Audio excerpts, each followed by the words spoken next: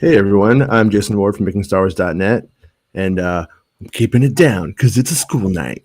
But I'm also looking like I'm from Gem, which in some ways really fits the episode, I think. I gotta say, I'm pretty sure we saw extras from Gem in this show tonight. But yeah, so and I think so. We got everybody here, the whole gang. I think Jesse's back. Jesse, you still feeding back? Jesse's over here fucking being in Sonic Youth or something. Got Thurston Moore down here. You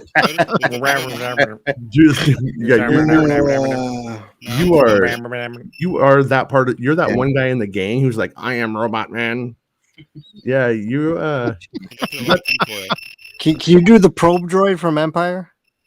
Cameraman. My camera's broken for some reason. Jesse's a robot man. Jesse, you sound like remember that Breeder song, Cannonball? Yeah, you're a little Tuscan kid. Still bad or is it worse? Oh, it's worse. Ooh. Yeah, it's getting worse. It's just as bad but louder. All right. Yeah, hold on. I'm gonna save your ears for a second while Jesse works out his problem. I'm just gonna looking beautiful. I'm looking beautiful right now. So, anyways, yeah. Whoa, look at me. Anyway, so night. Yeah, I just spent the last 40 minutes taking screenshots. I got as many as I could before the show, so we could kind of sift through it all. And but before we do that, let's check in on Jesse. Things change. Okay. So anyways, I gotta say, actually, I want to hit this really quickly. Ed says beta vet looks like the 4chan leaks are legit. Snooze fest for this episode. I don't think the 4chan leaks are legit because that wasn't Moochie, unless they took some liberties. But I'm gonna say not legit. They did fight, but it wasn't like they earned each other's respect, like some Robin Hood Sherwood Forest moment, which is how the leak made it sound. I can't kill you, can't kill me, but we are both warrior brothers. High five, peace, respect. That's kind of what it implied. That's the way I took it anyway. Yeah. Could it be that was just an alternate take? I'm not going to justify it. I'm not going to jump through hoops for 4chan anymore. Sure. At this point, I mean, fair. You're nice though. You're really nice. Okay. Try just stretching that out. So. Yeah. Yeah. Yeah, let me throw up the screenshots, but really quickly we'll start with Rob and work down the line real quick. Rob, what did you think of the episode? Just a short few thoughts, and then we'll get on with it.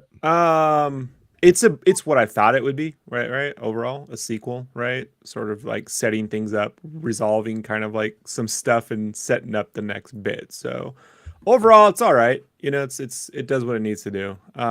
Big highlight for me was Dave Klein actually shot some pretty good stuff. The lighting was really, really, really well done. Actually, I thought the Jabba's Palace looked the best it's looked so far in this series. So poor Jesse. So overall, the big jeers is I just don't care for. I don't care for the Vespas. I wanted to. I agree they look like something from Dark Horse in the 90s. I just why I didn't read those books very often. So they don't look Nabooian. They look like they look like a goof. When I first saw someone put all the side view mirrors on her Vespa weeks ago, I thought that was a goof. Oh look, here's all the extra things. But remember when someone did the Switchblade Kylo Ren thing, or the Rey Switchblade, or it had multiple blades, yeah. So but it's fine. It's not bad. But I thought the cinematography was really, really good for that. So it's all right. Solid 3 out of 5. James? It's trash. Yeah, trash. I was just oh my God, we go from episode 1. It's okay, the first episode you're kind of setting up, so it's okay, well maybe this isn't really going anywhere, and and then the editing was just strange. So you saw episode 2 and it kind of was okay, that kind of resolved a lot of the problems I had with the first episode when you saw the two together. And then we just went into this. I've got, since we had time between, it's a shorter episode and we went on, I made notes and I didn't get through 2/3 of the episode, and I filled up a page of just what the fuck moments of like what is going on in this episode. I don't even know where to start. Like I could do a 2-hour show probably just ranting about this episode right now.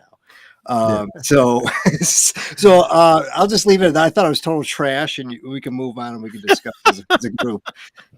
All right, Max. It was good. It was good. It was like, I think mean, that- She's hesitant to follow me up. She's I like, think that was a Max raging. I think that was the equivalent of Max raging that it was complete shit. I mean, it was. it was an episode. I don't ever like to call any show filler, but it kind of was. I think. Okay. That's I mean, it was good. It was good. It was fine, but yeah. it was interesting. There were elements that I liked about it, for sure. Yeah. We'll sift through the whole thing and talk about what worked and what didn't and stuff like that. So Yeah. and then Mr. Chris, how's it going, dude? Over in Australia. How you doing, man? What time is it over there right now? 5 in the morning or something? No, it's 8:12 p.m. It's perfect time wow. for me. He was playing tennis today. Yeah, Right? it's tennis. That's I Ted play Mario Lasso tennis. Chris over here. Yeah, it's my job. But Jason, honestly, I'm one word, meh. Meh? I'm really losing interest in this show. Yeah. You guys know how anticipated I was for this, and it's not doing it for me. I'm glad the flashbacks with the Tuscans are over. It just ended really quickly. Like there was no build up. It just ended. But I'll say, look, the BK fight, he was taking down everyone. That was pretty cool, but the show's not doing it for me. Yeah. That's fair. And Chris, I'm sorry. Sorry, man. I feel for you. I know you were looking forward to it. Let's check in on Jesse. Oh, now Jesse's just gone now.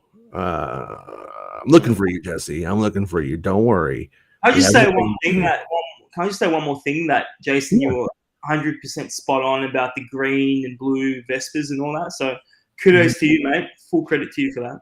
Yeah, I mean, I'm glad. Not that big of a deal, but yeah, I mean, you know what I mean? It was cool. You called it months ago, so I'm just giving you your credit. That's all. Thanks. Let me share. Do I? I'm pretty okay. So finally, this little bitch. We won that one. We won that one on the bingo. Yeah, we got that one.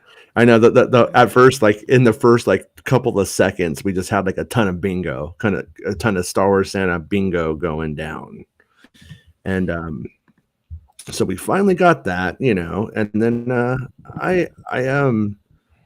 yeah, we got this little hologram moment with the got a new little astromech droid down here. Serves food. I don't know if he was new, but I haven't noticed him until now. But he shoots holograms, and Feel like this info should have been in the first episode, though. it could have been. Seriously, You yeah. know? Completely agree. Yeah. Huge setup. My Yeah. biggest gripe with this episode is really just the plot logic is a 1 out of 5. It's not the plot, it's the plot logic. As Yeah. you'll come to find out, like the more you think about why are characters doing this, what did just happen, doesn't make any sense. Like very little of it. But this looks great, like visually, right? The depth of field, the underlight with the blue. Yep. All of this, and that cast light on the top right going down with the lighting on him. That you can't see here, but in the previous shot you could see it, like that grill, like that. I thought this all looked way better. It's been looking TV showish to me, but this looks good. Yeah. Well, and I will say to that point, because I know you guys talk about that a lot in the cinematography and stuff in the show, and for the average viewer that doesn't know a whole lot about TV and film production, a lot of times it's hard to really credit who's doing what, because if you have a set, especially a set that's being used sparsely, and say it's in episode 1 and in episode 5, even though you have 2 separate directors, it's very possible that those shots are done and lumped together in production on the same day just to save time and budget. You're not Yeah. building a set to use for 2 shots and being, well, this is not their episode, and bringing in a whole other crew in and having someone else light it. And also, they do have some kind of like a style guide going into the show where Jon Favreau, being the showrunner, is probably laying down some guidelines and ground rules in terms of lighting and stuff like that. Because you don't want, it's totally disparate lighting effects from episode 1 to episode 7. You have to have some kind of consistency. So it's hard to really judge individual talents on something like this, because you're limited. And this is why a lot of directors don't want to do stuff like this. This is why David Lynch didn't want to do Jedi. He's like, it's not going to be my movie. And so it wasn't kind for of the cinematography. I don't think so. And you could definitely tell the difference between the lighting on Empire and Jedi. And on this episode and the first one, I mean, same cat behind it. The set was in episode 2. This is just shot. The lighting's better. Right. It could be iterative. It could just be like comfortability.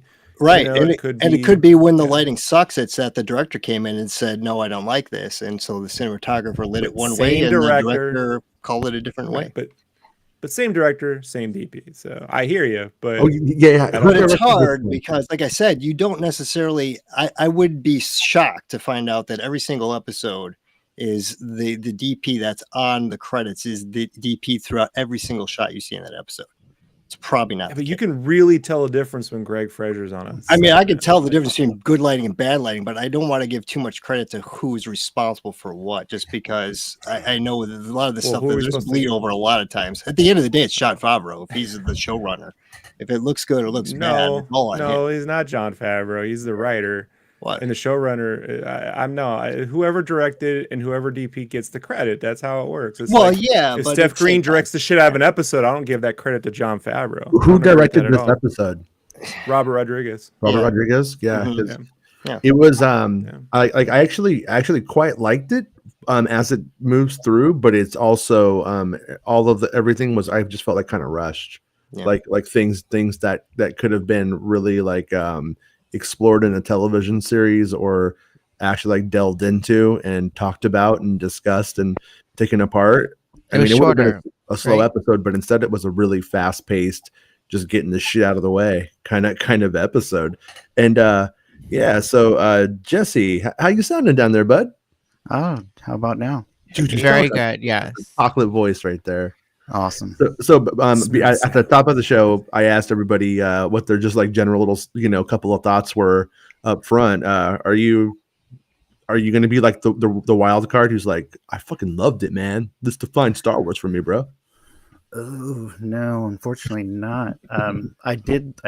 Technically I do kind of love it. I love all Star Wars, but this episode had a few good little quirks that I kind of enjoyed watching. I enjoyed watching the chase with the Twi'lek guy. That was pretty fun. Yeah. I just thought there's just an awful lot of vegetables and things that on a desert planet to be selling. I was reminded of Jesse. You remember Police Academy 2?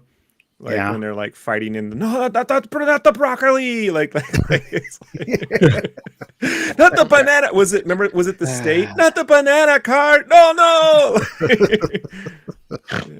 Oh, and then I think like one thing I noticed that I wanted to say is like, was it me or did he look extra crispy in this episode? Boba Fett. The side of his head and the back of his head. He looked a little more crispy than he has before. Yeah. He looked kind of like when you put baking soda on chicken wings to get him that extra little crispier without deep frying them. Like a little bit. What do you mean? You didn't know you can do that. You can do Popeye's chicken. out in the desert. Your family. Oh, okay. Okay. Yeah. I don't even know what you guys are talking about now, but I'll just say, okay, I'm just going to give it to you. But, this info would have been nice in the first episode. Agreed. I wasn't ready for the bikes though. What happened? Yeah, I mean that's the like the hiring of the gang and the attack and stuff like that. All of it was I actually thought it was rather fun. Like they did things with the gang that I'll get to when we get to them, But like the design of the one of the guys in the gang's jumpsuit has like a white line that is Oh literally yeah. designed to evoke a skinny tie. Like they are literally like Boba Fett hired like a party. It's the reject crew from Back to the Future Part 2. It's not far off. Yeah, it's not far off for sure. It's not good. Yeah, it's like but I mean, but it's like they have motorcycle gangs, and we see that, and then we see the mods. And you know, Like that shot is excellent, guys. Look at that. That is an excellent shot. we got some Look at the confirmation. lighting, everything. Go ahead. Oh, hiring the guy from Deadwood. That was I'm glad to see all of the main Deadwood cast members getting right. Tatooine roles. Isn't that Milton from Office Space? Yeah, it is. King of the Hill, my friend. Can you give my stapler, please? Get my stapler back. More Hank. Oh, Hank. I'm gonna go ahead and need you to take your desk and you just kind of push it all the way back there. Wait, he is from Deadwood, right? Or am I tripping out? I think he was Stephen in Root. yeah. He's been in so many things. Okay, fair enough. Yeah. Wait, We love first Stephen walked Root. in. He's in everything. He's good. He looked like Rip Torn when he first walked in. I was like, oh my God. I'm telling you, Rip Torn is Talon Card. Damn shame we never got it. Damn exciting stuff. Big Bear, you see that big Wookie? I like And I like that. That Apparently, is fantastic. fishnet stockings are now canon in Star Wars. It was a really good shot. Yo, man, they're in Jedi. Ula's wearing fishnet stockings. Yeah, you can see her movies. I remember that as a kid. I was staring for years when I was Freeze frame. We used to freeze frame it. Yeah, I freeze the frame. I freezed it on the original. Yeah. I would just say we're nearly halfway through the series and the plot has hardly advanced at all. It's just I don't know. I don't know if I'm the only one thinking that, but we've really got No, it's kind of on a shelf. I agree. Yeah, they kind of pulled the rug out with the Hutts being like introduced in the last episode, and then all of a sudden this episode, like now we're out of here. And it was like, whoa. I mean, I get like as you talked about, like you bring in the bigger threat, but you don't bring it in 5 minutes after you introduce the first one. It's like you didn't establish the Hutts as a threat yet. They made it clear that the Hutts are playing them. The Hutts are just going to let them fight it out and then come in at the end. So the Hutts aren't really doing that. They're just being like, oh, here you go. Yeah, we're cool, but they're going to come in at the last. They plan on coming in and dividing. Yeah, but I don't think you're going to see them for the rest of the series. I think they're done. Like the Empire and Dune. I don't know. I haven't got to think about that enough, but I definitely feel like they were implying that there's going to be more of them, just not anytime soon. I think that they're going to have to take out the Pikes first. Yeah. You know what I mean? So by the end of it, I think they'll be in business with them probably. Well, they also did say that Tatooine's a shithole. It's not worth it. So, I mean, it's like if they come back, then it's like, well, I mean, you're contradicting yourself. You say it's a shithole. It's not worth it. But here we are again. Now that we're, I don't know. And that's why he knows they're like full of shit. There's a lot of money to be made on Tatooine, which is why they care. Because there's a shithole. So we saw the leader. Great of the if he said was that dead. to Fennec.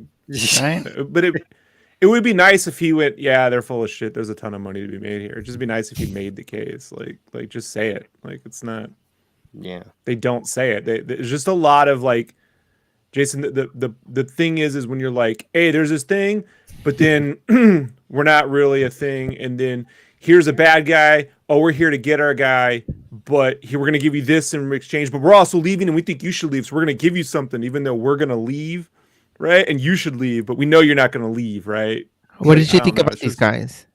Demolition Man. So that's a game that sits around, drinks water all night. Yeah. I don't know. Like, Yeah, they're vegan toasters. It's like the Lost Boys from Peter Pan here. Where's Rufio? And Were you I unimpressed? want to like them. Or were you impressed? I was unimpressed. I'm super amused. Were you? Mm-hmm. Yeah, I like what it's pulling from.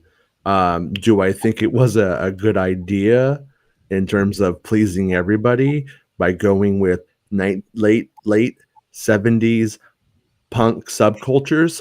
Probably not. Probably it felt like not. a Naboo gang, like went on vacation to Tatooine. Doesn't feel like a Tatooine gang. It feels like a Naboo gang. Like these are tough kids on They on dropped out the of boarding Mayberries. Yeah, the Mayberries rule the streets of Theed, but here, I don't know. I mean, we got Patty Smith right here, writing poetry. I mean, we got that dude from the old laser tag commercials. He's got Zuckus eye. Yeah. Instead of Betty Davis eyes, he's got Zuckus eyes. I mean, it's like He's like a really hip Borg. I mean, look at his collar right here. It's meant to evoke a skinny tie. Exactly, man. I mean, I think it's kind of hilarious in a lot of ways. I have to watch this again. I mean, and then a little bit of I was waiting for Rufio. Breakout to play. They're very 80s to me, like 86, 87, right? Breakout. Bam, bam, bam, bam. I'm getting some Michael Jackson backup dancer vibes over here on the right too. Little Duran Duran, yeah. A little bit of maybe the Bad video though, Hungry like the wolf. Yeah. Well, it was lit really well though. It's pretty. Yeah. I've enjoyed the lighting. Yeah. I loved their bikes. They were very colorful. Yeah. I like that robe-like vest thing he's wearing with the coat. It's just that once you see the cybernetic parts, it's just like, all right. I mean, here's what's weird. Fennec has like a toaster tummy, right? Yeah. Why was she eating? Why didn't she go, hey, I'm a toaster too? And then they're like, oh shit, we're toasters. Like, we She lifts up her shirt and she's like, I'm a toaster too. Yeah, I'm a toaster. All right. Is that the conductor's head? Toasters before broasters. Yeah. It looks like a gray. Is that a gray? A gray. I'm gonna steal that jacket. It looks like a gray alien to me. Might be I don't know what that is. All right. I was trying to get a good shot of it. Almost even looks like a Kylo Ren helmet. Yeah.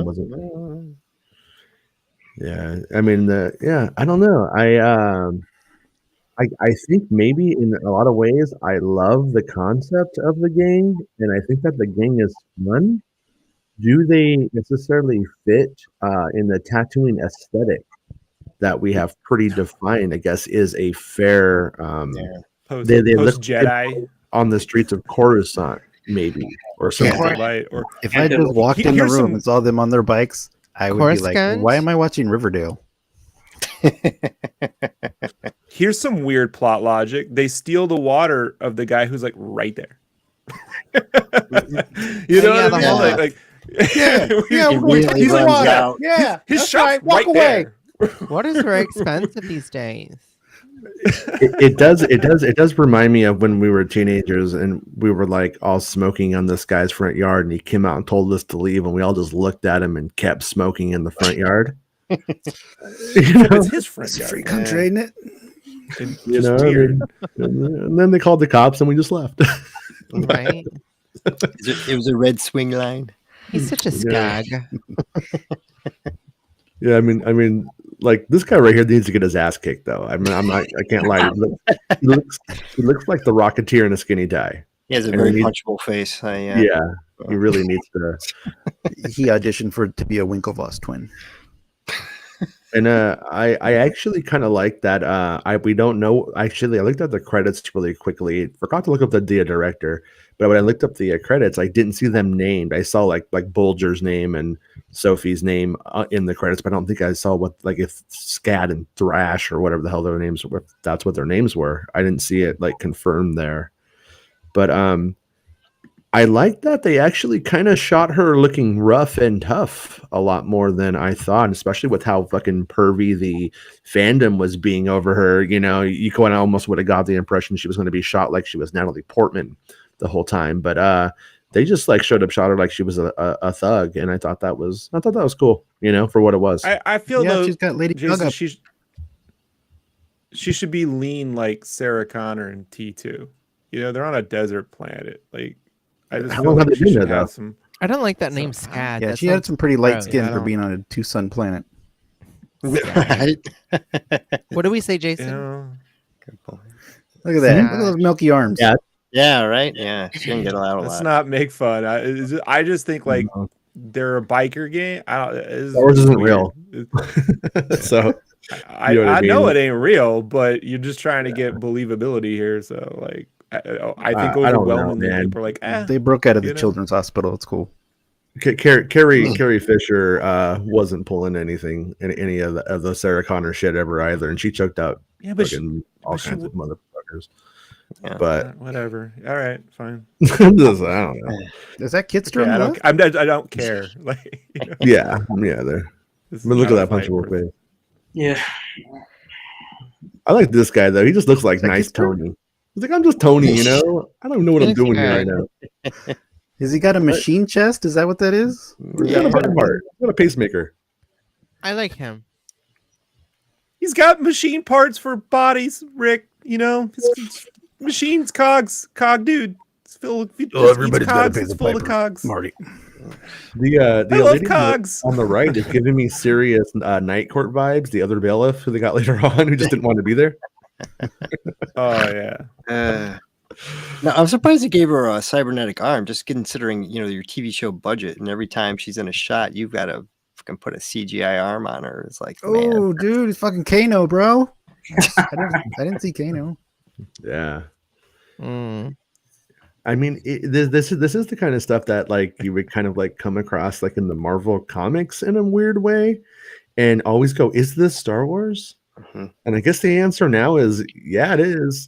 Well, I can tell you, George Lucas would not approve, because there was a West End book dealt with cybernetic implants, and at first Lucasfilm completely shot it down, said absolutely not. And their pushback was, well, you've got Lobot running around with this shit in the back of his head.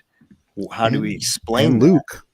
And their compromise was that basically you get dark side points for cybernetic implants, because it was a big thing that they did not want to push cybernetic enhancements, because it kind of goes against the whole man versus machine motif of Star Wars and the whole Gee- idea that Luke Gee, turns somebody- off So, I'll be right back. Obi-Wan was doing Maul a favor in episode 1. Yeah, there you go. Yeah. Yeah, I mean, we do see that in the early Star Wars stuff that they had. The more bad mistakes you made, the more machine you became, and there was sort of an assumption that that was Darth Vader's path. You know what I mean? That's all it was going to be. That's all it was going to be. But I mean, but we are beyond that, where we just now have to deal with the strangeness of the Star Wars world and the possibilities there. And a cybernetic motorcycle or Vespa gang. I mean, it. I definitely don't think that this. I think it's fun, but I definitely, if they had asked me, is this a good idea? I would have been like, nah. People are gonna think you're stupid.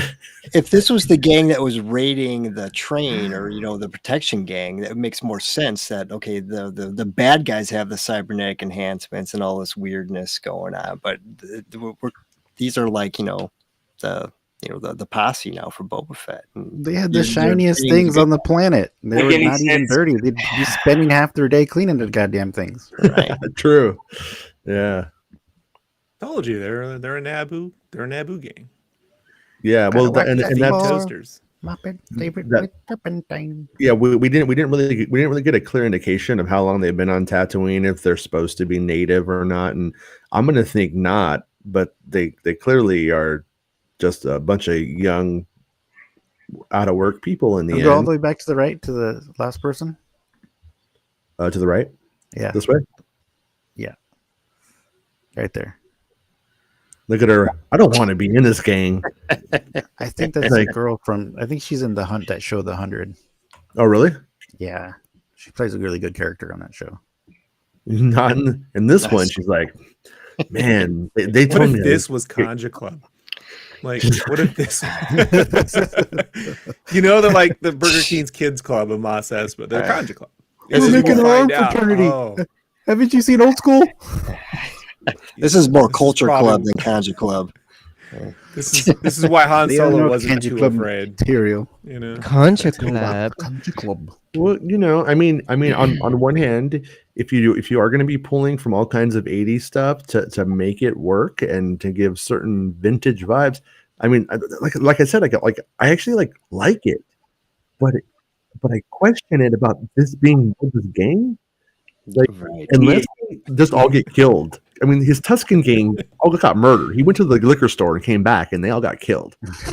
He should be in the acolyte. Daddy went for a pack of cigarettes. Look what happened. It's prequel era stuff in 5 years after Jedi. It's a weird mashup. I liked them. It was just something was a little off for me. For a minute, I might have to watch it again. Whatever. It's the setting and the story that it doesn't fit. It's not that it can't work with Star Wars, but just not here right now. Yeah, that's the problem. I think I wasn't. Is this like Godfather now? Does everyone agree? This is the Godfather. Yeah, I remember the Vespa chasing Godfather. Yes. Oh my god! They just Maybe went a into a brush. bicycle shop and just said, "Give us everything." It really is. Oh my god! the Robert Zemeckis. Wait! I want that. It's the Robert Zemeckis Back to I the like Future that. too. No, Paul Rubens Is is there going to come out Pyke? riding one of those. I was just about to go there. yeah, I do. I mean, I think Jesse said it first. I do. Every time I see that Cool. guy, I imagine him hitting that button on his In the chest. basement at the Alamo. And they're each a primary color, which is crazy. Like, it's just so They're Power the Rangers, man. Simon They already Says are. game, like the Simon, They're I gonna like- turn into Zords. Thanks. Look, Max, we're not like. I think everyone agrees. Like, if this had been like No, Naboo pod stuff that had been refixed and it was dirty, but I'm it's not super even- clean. Like, no, I'm just commenting. Like, I'm not even paying attention to what you're saying right now. Yeah. I'm just saying that I like the way they look. That's all. Yeah, I mean, look at how they're all dressed though. That they're not from here. Like, I think it's just From really Earth. fake. You know what I mean? No, I mean it's true. Well, and also it just contradicts the story point of they're so poor they have to steal water, but they have these sweet ass Vespas, and this guy is Then proud of his. I want to see cybernetic what eye their that he origin bought. point was. Then, if this is they're just passing through. Right. Ridiculous. It's like, dude, how did you afford that eye that you're sporting there? You can't even afford water. Rob, what were you gonna say? I don't have a lot of money, but I got mowed a this. lot of lawns. You know what I mean? Sometimes No, just say it. No, I'm like, if I just sold this, but I'm not selling this. I wouldn't. If this was my Vespa, I would not sell it. Here, here. I mean, yeah, I thought that though too. Yeah. very 50s to me. What were you gonna say, Rob? I'm sorry. I was I was just looking at the color. well, this is all on Jon Favreau's head in terms of writing. Mhm. Like, this is, you're introducing a lot of things, and you just keep expecting everyone to go with it because it says Star Wars. Had this not said Star Wars, people wouldn't be tuning back in. Like, that's it. 100%. That's 100%. Well, I mean, Jon Favreau wrote it, but who's doing the final designs? Is the director going over the artwork and the designs for their episode? So is this something that Rodriguez is saying, I got the script and now, I'm going to go to the art department and say, boom, or is that Jon Favreau going, yeah, that's the look? It would be nice gets murky. if they gave us some video showing the cooperation between story and art department and directing and show running. But Or if there is, I mean, because that's one of the big problems in Hollywood is that you have an art director that's like, fuck you. And the director's wanting one thing. I mean, that happens a lot in a lot of movies. I don't know. Yeah, This was cool. I thought. It's a pretty shot. What Now they what is credited with Daniel seeing- Logan. Was that actually him then? yeah. Well, I'm pretty sure it's using Attack of the Clones archival footage to put it together, and then probably a CGI Daniel Logan to some extent. Why some do of we the- keep seeing that scene? Was that like the last time he saw? Because he was on the planet, like Yeah, it's Oh, he they was on escaped together. Geonosis Remember? with his dad. So like, I'm attempting to figure out why we keep seeing that one scene. I'll Was give it it the a first- pass. Isn't this is Assume the it second comes time we've together. seen this, right? Mhm. Yeah, they showed this once Yeah. before. Yeah. It's got to come together at some point. Otherwise, this is nonsense to keep going back to this. It's got to come together at some point. They got to Tra- go. Tra- How I Keeper can see it coming nonsense. together. Like, there's so many plot. Like, it's just we've done nothing in 3 episodes. Like, we haven't proceeded anywhere. We don't know what the end goal is. Like, why do we keep seeing that scene? You're right. I have no idea. To be honest, That is pretty. I like that Yeah. sun. I like this palette. Me too. I think, well, I mean, yeah, one of the things about it is that whenever he goes into the Bacta and he fills the water, then he has the flashbacks to Camino every single time. And He is the worst security for that room. He really Right. does. on Star Wars.net show, we're calling it the Flashback. So, That's yeah. that is the best I've heard so far. So I mean, like, do you guys? Well, Not a guys, suspension of step back. Now, did the female Tuscan? I don't remember seeing her body. So is she possibly survived the I fighting don't one? know. It was very vague, which was We saw the disappointing leader. I for saw that the leader's moment. body, but I didn't see hers. Yeah, it was. Well, what were you saying, very Max? rushed. Were you saying something, Max? yeah, yeah, that scene of him like watching Django like leave off Camino is like, is that supposed to evoke some sort of like sympathy towards him or something? It's the second time that we've seen that, Yeah. Yeah. and I don't know if I don't know. Like, I asked James, like, do you feel bad for him, or Does it pull I your asked heartstrings? something. Yeah, like, yeah, does it? You know, Boba Fett is one of the iconic villains of Star Wars, and so that's why I just don't get where the show is going, because it's like, are you turning him into a good guy? But then why are you having him run a crime syndicate? You can't be the nice guy and run a crime syndicate. So it's like, where are they going with all this nonsense? But it's like trying to tell two tales of like, and oh, I'm that may be the compassionate, point. fair, but yeah, it No, may be, so- and if it fails miserably because he's too nice of a guy now.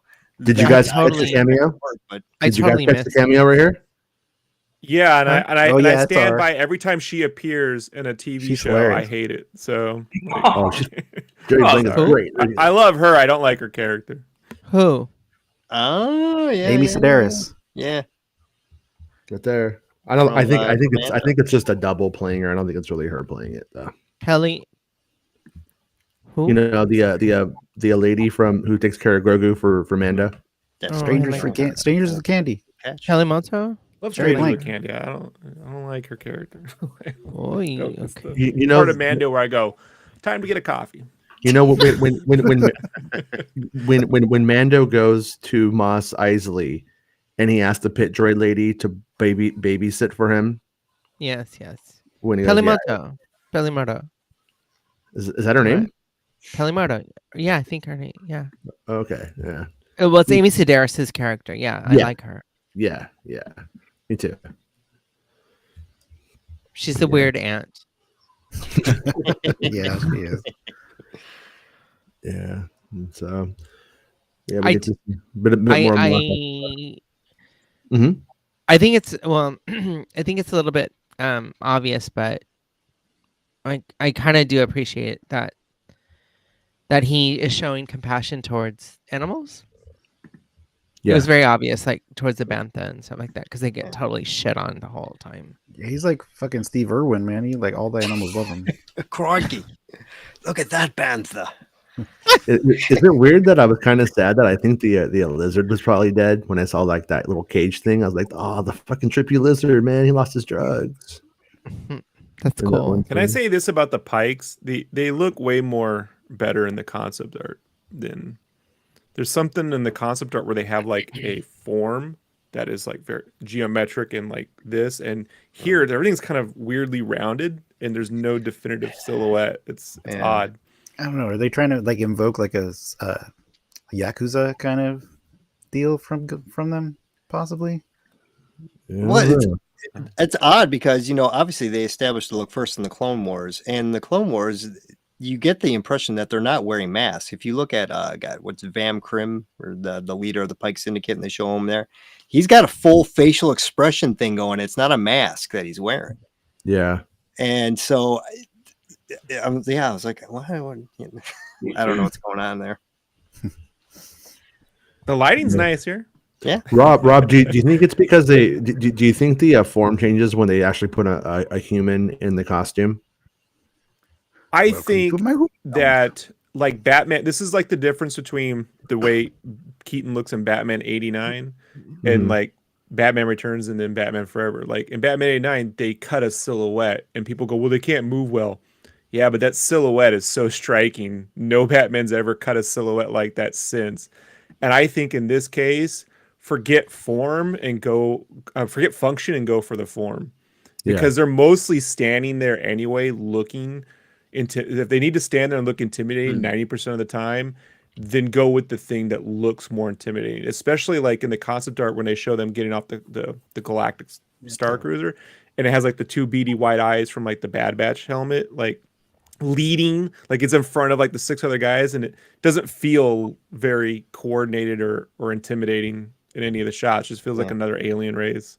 Right. So, Well, we're assuming also, they might whoop ass in episode 4 where they need function. So, I mean, Our kung fu is better than your Yeah. kung fu. Yeah.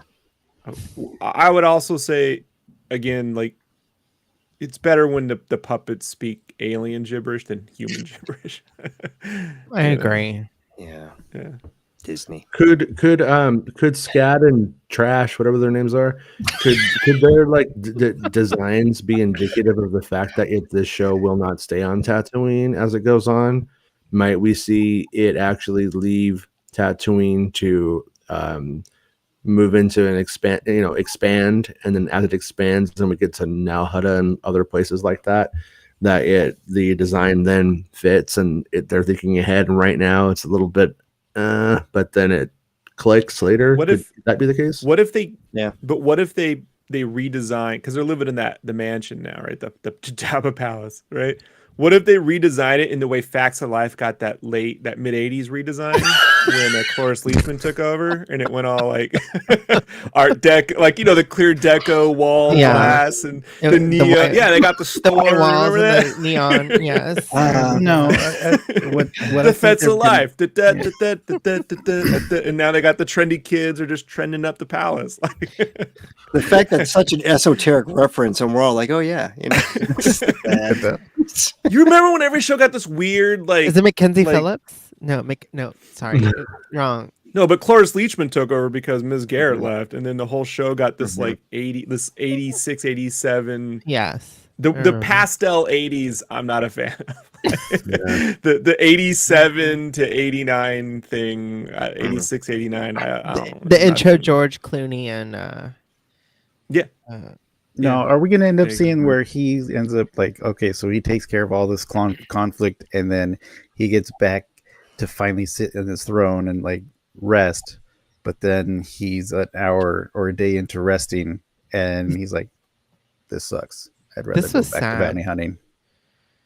Yeah, I was wondering that too. If at the end of it all he decides that's what I am, He's a Fennec, and then it could go that way, but it depends on how it ends up meeting up with Mandalorian, I think, and stuff like that. You know what I mean? Like if they end up getting more into from the micro to the macro size scale politics of the universe, so to speak, in terms of battles and stuff.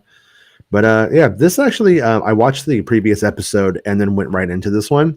So this was I think an extra bit of a bummer watching it with the other episode, because it was like so close together. So close.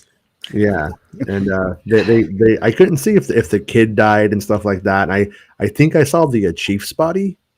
Yeah, but I couldn't like get like the mother or the child, so they could still potentially be alive. But at the same time, I think for all intents and purposes, they're probably dead. I think him putting that stick on the fire, and obviously, Disney doesn't probably want to show a child's body burning on a funeral fire.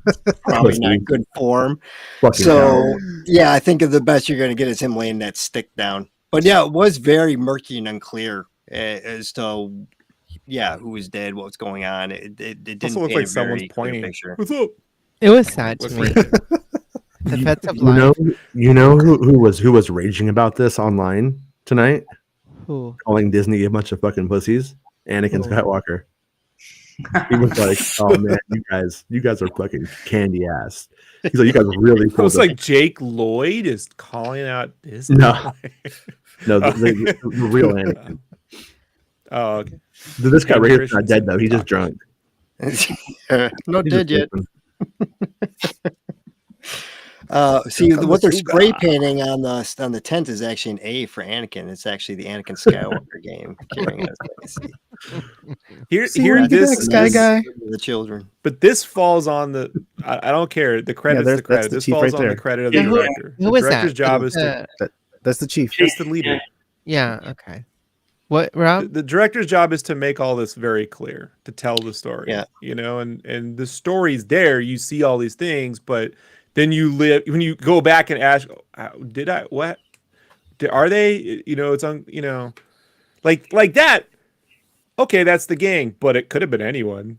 Like remember in the very first Star Wars movie we ever saw, it says these are made to look like sand troopers, but they're really only Imperial stormtroopers can be so precise, right? Like people lie about who kills who all the time on Tatooine. So like, oh, someone just tagged their fucking thing, you know what I mean? Like, I guess it must be them.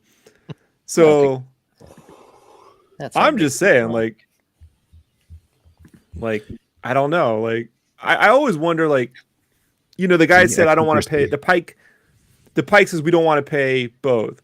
So it's like, well, what if he took out the gang, but then they took out the whatever, and then he goes back and they're like, we decided not to pay either, bitch, you know? And then This is actually where it offended me, though, is that they showed the symbols that many times. I was able to take it in very quickly. You get it if you've been following along at all and paying attention at all. But then they're like, Right. in case you're just really fucking stupid, here's a close-up shot of the other episode. In case you're stupid, we'll actually follow it up with another one and another one and another one. And it's like, come on, guys, you know. You ever see the Clerks cartoon? Yes. On the Clerks cartoon, they do a flashback episode, and they start flashing back to things that happened 3 minutes before. And I'm like, are we doing this now? Like, for real? Like we're 3 episodes in. We all seen this. Yeah. We can acknowledge. Yeah. They took a toaster. Yeah, they really, like, you know, just in case you don't know, they you know, show them draw that, and so it's like oh, and then I actually didn't take the second screenshot, but they just kind of keep going with it. I mean, it's really brief in terms of actual screen time, but in terms of being able to take in images very quickly, it's really boldly reminding. You're reminded very harshly, and I thought that was talking down to the audience a little bit. You know, It's I think also the Jedi Knight game logo. If you look at it, like from Yeah, kind of is. Yeah. yeah. True. Yeah. Just the same. So this moment just needed more time to breathe. I think back to that Bad Batch scene where they showed the empty rooms on Camino. And they needed some moment like that to kind of hammer this point home. I think this was a little too rushed. So that you can feel Go on, they're Max. doing. No, just so that you can feel that they're dead. Yeah, I mean, I was curious about I'm not being it. sarcastic. I mean, like, so you can feel that did a they're good job, dead. right? Did I mean, I thought Tamara Morrison did a good job, but I wonder if it was hard to get there. Mm. And that's why, you know what I mean. He's I don't know if I've ever It seen was him right. crying. Have you ever seen him crying in a movie? Huh? Have you ever seen him cry in a movie? No. I don't think so. Have you? Yeah, but I was wondering if you were a fake fan or not. I'm totally a fake fan. I cry all the time. This was great. Yeah. Best part. That's my face. I like that he bites. Right. It's just that fucking bites people. Mike Someone Tyson. one of the kids should have had a rolled up newspaper and like chased him off like a dog. Oh, he's CG. He's not even a real. Bad Wookie. He's not even real. He's a CG character. No, he's real. No, he's a CG. big puppet. Yeah, a friend of mine. Terrible security. I won't go into like too much about it, but message me. I'll let them do their thing if they decide to with it. But DM'd me a little bit before the episode and was like, "It looks like the Reddit leaks aren't accurate." And I was like, "Oh yeah." They're like, "Yeah," and then said, you know, about basically that this goes down this way. It's like, okay, so I think they know more than that too. So right now, my opinion is those Reddit leaks don't hold any of his bathwater. Any bath? But Yeah. yeah, but Mighty it was expensive bathwater. yeah. The backwater. But yeah, I actually kind of wanted him to. I wanted Black Chrysanthemum to stay. Agree. I was Me kind too. of hoping he was going to free him and say like, you could go if you want to, but you're welcome to stay and work for me too. Because if you're going to hire a bunch of mods, you should have hired that guy. He's a fucking maniac. No shit. And he Black just runs off. chrysanthemum. Or He he gotta just go get his car. I had one gripe about the scene is that it they literally put the sound effect in as if Boba Fett's back was being broken. Yeah, I heard Right. that. Why would you do that? Yeah, what I mean that started to feel a little bit like Mallrats when they started adding sound effects over things. I was like, you do that, and then he's just cool. I mean, before he gets shocked and he needs to go in the Bacta tank. Here he gets his back broken and he's fucking cool, man. He's fun. That was Imagine kind of, if he had taken those electric brass knuckles and shoved them into the water and just, you know, like yeah. you know, and then threw them out across the wall, you know, like Fried Boba this Fett. fight Directed is by just, Lando Rodriguez. yeah, this fight needed better choreography and sequence driven. It's not a sequence driven fight. It's just a fight in which things happen. It's not bad, but it's not great. It's, you know, it's. Yeah, Do I you like guys- the you guys- tackling the Gamorreans down the stairs. That was nice. Yeah. I like that part. But yeah, the rest of it. I like that Boba Fett loves his Gamorreans and he lets his Gamorrean use his Bacta tank. I thought that was pretty nice. Smells like pickled hooves feet now. John Favreau did a I think it was a fun idea with the scooter gang, but I think with more of the Back to the Future 2 vibes I get from it, they should have had hoverboards. That would have been the Star Wars would have just finally stolen the hoverboard. I think it's time. Steal it. They have a hoverboard game in Arcane, and it's awesome. Yeah. Right. Like I have one in Fortnite, and my Boba Fett rides it all the time. Nice. Well, that chase was straight out of an 80s TV show. You I just needed like the 80s A-Team music playing while they're chasing them. It would have been just, Starsky and Hutch sliding across the they're hood. so clean though for being on Tatooine, man. Like look how white everything is. It's so clean. No sand on her jacket.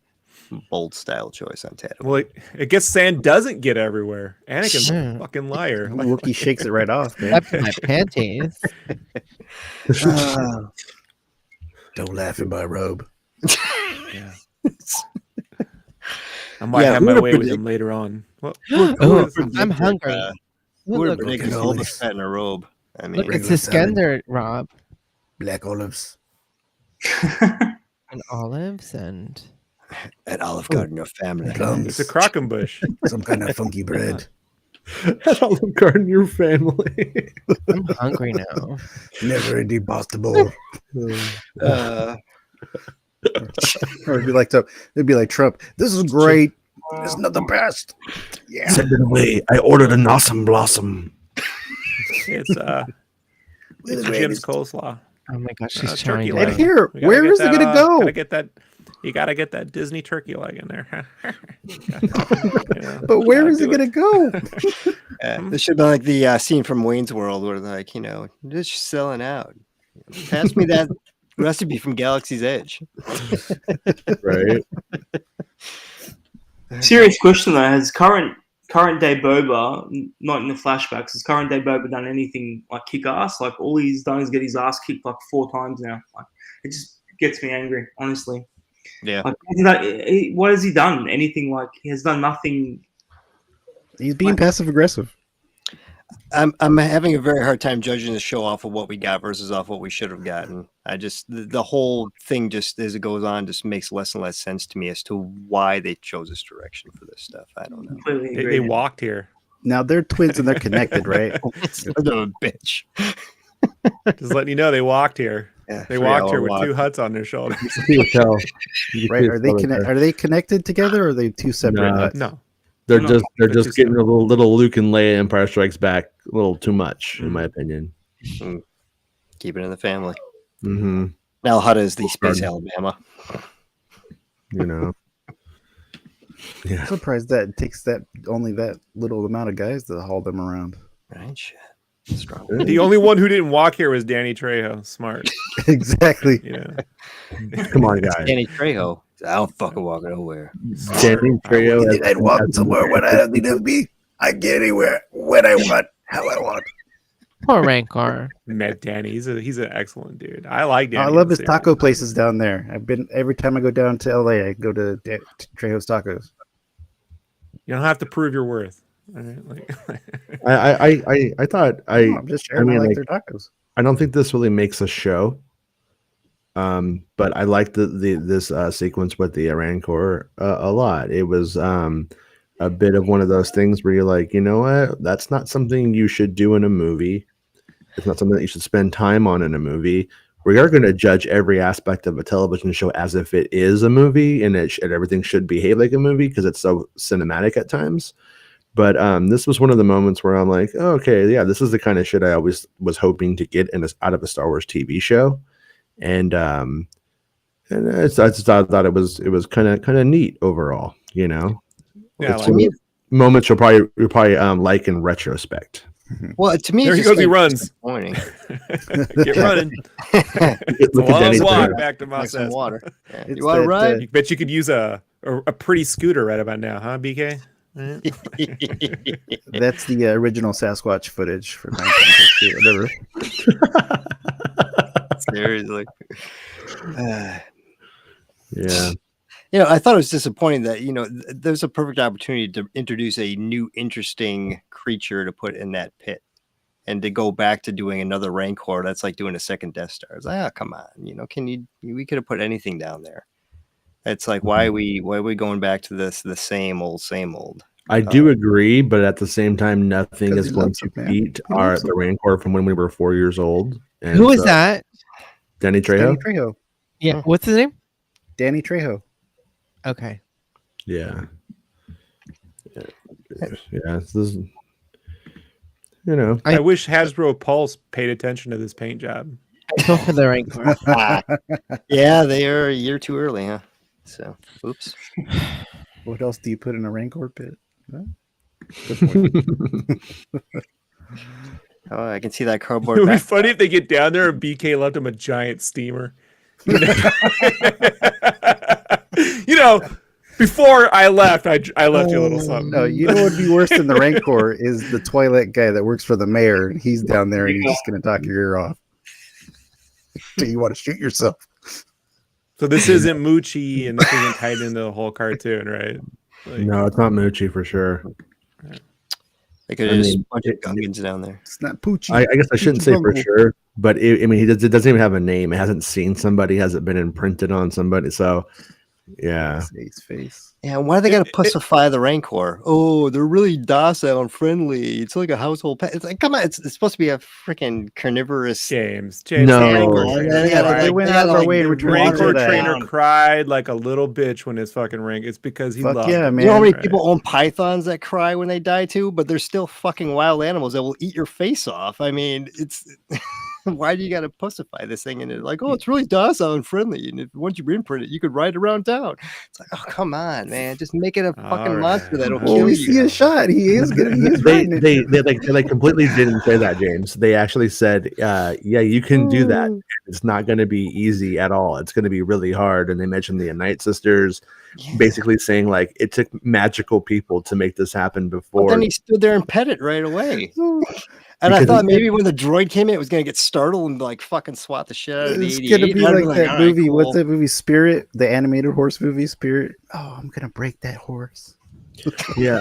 I watch it for you, Jesse. James, yeah, I did think it was gonna see Boba and then be like, oh, you're my daddy. You don't have kids. And then I thought it was gonna see Danny Trejo and it was gonna eat him. That's what I thought was gonna happen. Something like that would have been cool. Yeah, just fucking have it eat. The plot logic is what's weird to me, because this is like the Favreau thing. So he has Trejo. First, the Hutt say we're gonna give you this Rancor for as an apology. I thought it was giving them to get their guy back. He gives them their guy back. We don't want it. You just keep the Rancor. Then Trejo says, I got masks on them because they imprint, and I've been waiting this whole time to take the mask off so he sees me. But then he had to take some mask. It's just weird that he takes the mask off to see Boba. It's like, all right, I see. Yeah, it's a little bit of writing leaps there, like a little bit of mental gymnastics. It's fine, but those are horrible. Sorry. Okay. How are you supposed to get through a tight street with all them side view mirrors, man? Like, and they got cybernetic implants, so why don't they just put an implant in the back of their head so they can always see behind them anyway? Like, because Rob, these were designed by that race from Solo with the 6 eyes, so he's got a mirror for each eye. That's why.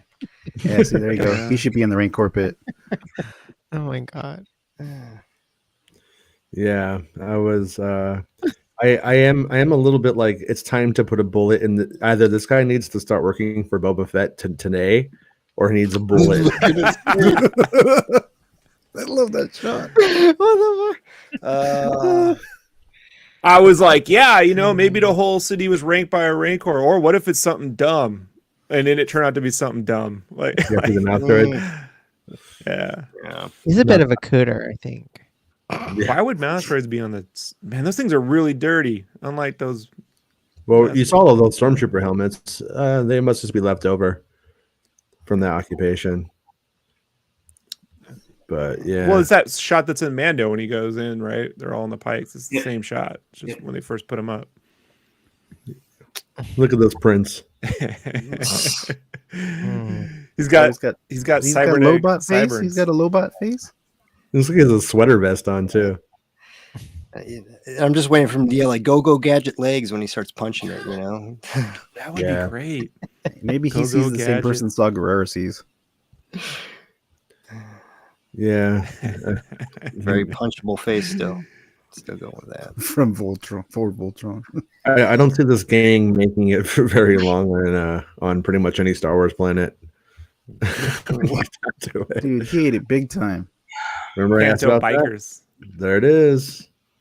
The rickshaw. Yeah.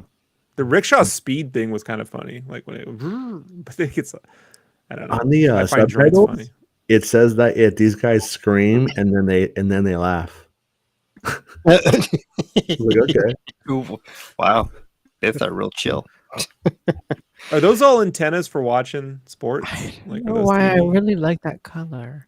So the as luck would have it, I understand that they have like 12 like review or side mirrors, but as really luck would have it today, I last night my daughter was like, I don't want to watch something, and I was just like, you're gonna watch Harry Potter because you're gonna like it.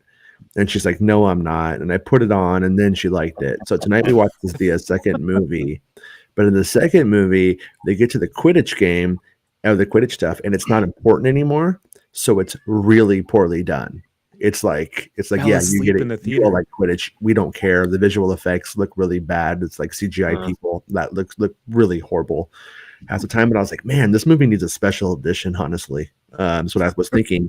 But anyways, when you get down to the CGI effects and it got to this, I thought, oh wow, if I hadn't watched Harry Potter tonight, I would have been mad about it. But I watched Harry Potter, and I'm like, oh, this is much better than CGI 20 years ago from 2003. Yeah, I mean, like, but yeah. It still doesn't really. It still barely passes. Yeah, right. Well, pull up a TV show from 20 years ago, and I mean, it wouldn't even be close. I mean, you're talking movie budget to TV. I mean, but my problem wasn't so much the effects in this; it was the pacing on this was so slow. It was like, and there's that whole trick in film where you cut out like every 24th frame just to give it a little extra speed. Like they needed to do something. Just the shots were just kind of running, just kind of. We just saw a speeder bike chase, which is why on the Star Wars bingo, I was like, I don't think they put a chase right next to one another, and they did. And now you've seen a vastly inferior chase. Yes, so vastly. It's like, yeah. And I was wondering where the hell. Why wasn't Boba up like there should have been a shot where we're with Boba up in the air and he's like trying to target, dude, you know what I mean? He's hitting the different things, you know, and then like I don't know, like budget. something up there with him where you're with Boba, because I don't know who we're supposed. I feel like in that chase sequence, the protagonist is the Twi'lek dude. You know, like out of that sequence, I don't feel like we're with the biker gang. We don't feel what they're feeling. We kind of feel him getting away. So I feel like if we had hung out with Boba more, that might have. Yeah, I don't know. I found see, the they're all just hold up. They're all just See, they're disembarking. And on the concept art, they're in a rank and file. Yeah. I feel like that makes a big difference. You know, like. Well, I felt like the use of the rocket pack. I didn't get a screenshot of it, but was also kind of infuriating. It was just like, why did you do that? Why did you show Boba use the rocket pack to not show him use the rocket pack? Why did you even acknowledge that by even doing that? Now all the justifications for the fact that he has a fucking rocket pack and hasn't used it, you've utterly nullified whatever headcanon I could come up with to make any of that make sense. And so that was where I was just like, and it wasn't even well done. And Robert Rodriguez is so far not really directing the best stuff. What was the last director? Steph Green. Steph Green rocked it. And so far he's I don't know. I'm not super about it. Apparently I'm too heavy for the wires. Yeah. I stopped taking screenshots at this point because I ran out of time, so I had to kind of get it moving, and because it was time, to talk about Star Wars with you guys. So yeah. So anyways, the episode, it's coming off of a really good episode. The timing of it might be questionable. Like, I think that this maybe should have been the second episode, more or less, in terms of no one would tune back in if that was if we had seen this chase sequence before that other one. God, no. Yeah, but people would not have tuned in for the third one. If you saw them, if they had aired 2 episodes and put, like we were talking about earlier, though, if this stuff should have been in the beginning, and we went through all of this stuff already, and then now like going back to the mayor's office, but this time the mayor's not there. That's where I got a little bit like, this is a little bit tedious in terms of that side of going back to the start a lot. Well, see, and that's what I'm saying about like the directors, because I'm pretty sure most of those exterior shots in the Tuscan camp were probably done by the same crew. They probably didn't like, okay, here's the shots for episode 1, and okay, here's the shots for episode 3, and they had 2 different crews coming in to do that. Well, they have a first and second AD though, James. Well, yeah, but James, they have a first and they're different on every episode. So if it isn't, were they just putting people in those credits for nothing? Like, well, they the have first and second AD are in the same crew though. It's not like, but they're different on every episode. They're not shots and B-roll. They're not doing your main actors typically. I love you, AJ. If you're still here, I love you. I figure the person who gets the credit is the person who gets the credit on the episode. I can't sit there and say, well, case in point, the mayor's office. If that's the last we see of the mayor's office, that was done by the same director. There was no way that you had 2 scenes in the mayor's office in 2 different episodes, and they brought in a whole another crew to do a 3-minute segment with a whole different director, a whole different DP. No, it was all done by the same guy. So there's a lot of bleed over, I think, in each episode, and who did what. Matthews, I was the one who reported the bikes to Jason, but I had no idea they'd be so crap. He just literally hated it so much he outed it himself. Love you, Matthew, though. Thank you. We appreciate you, man. AJ said it was made by the same guy who made Spy Kids.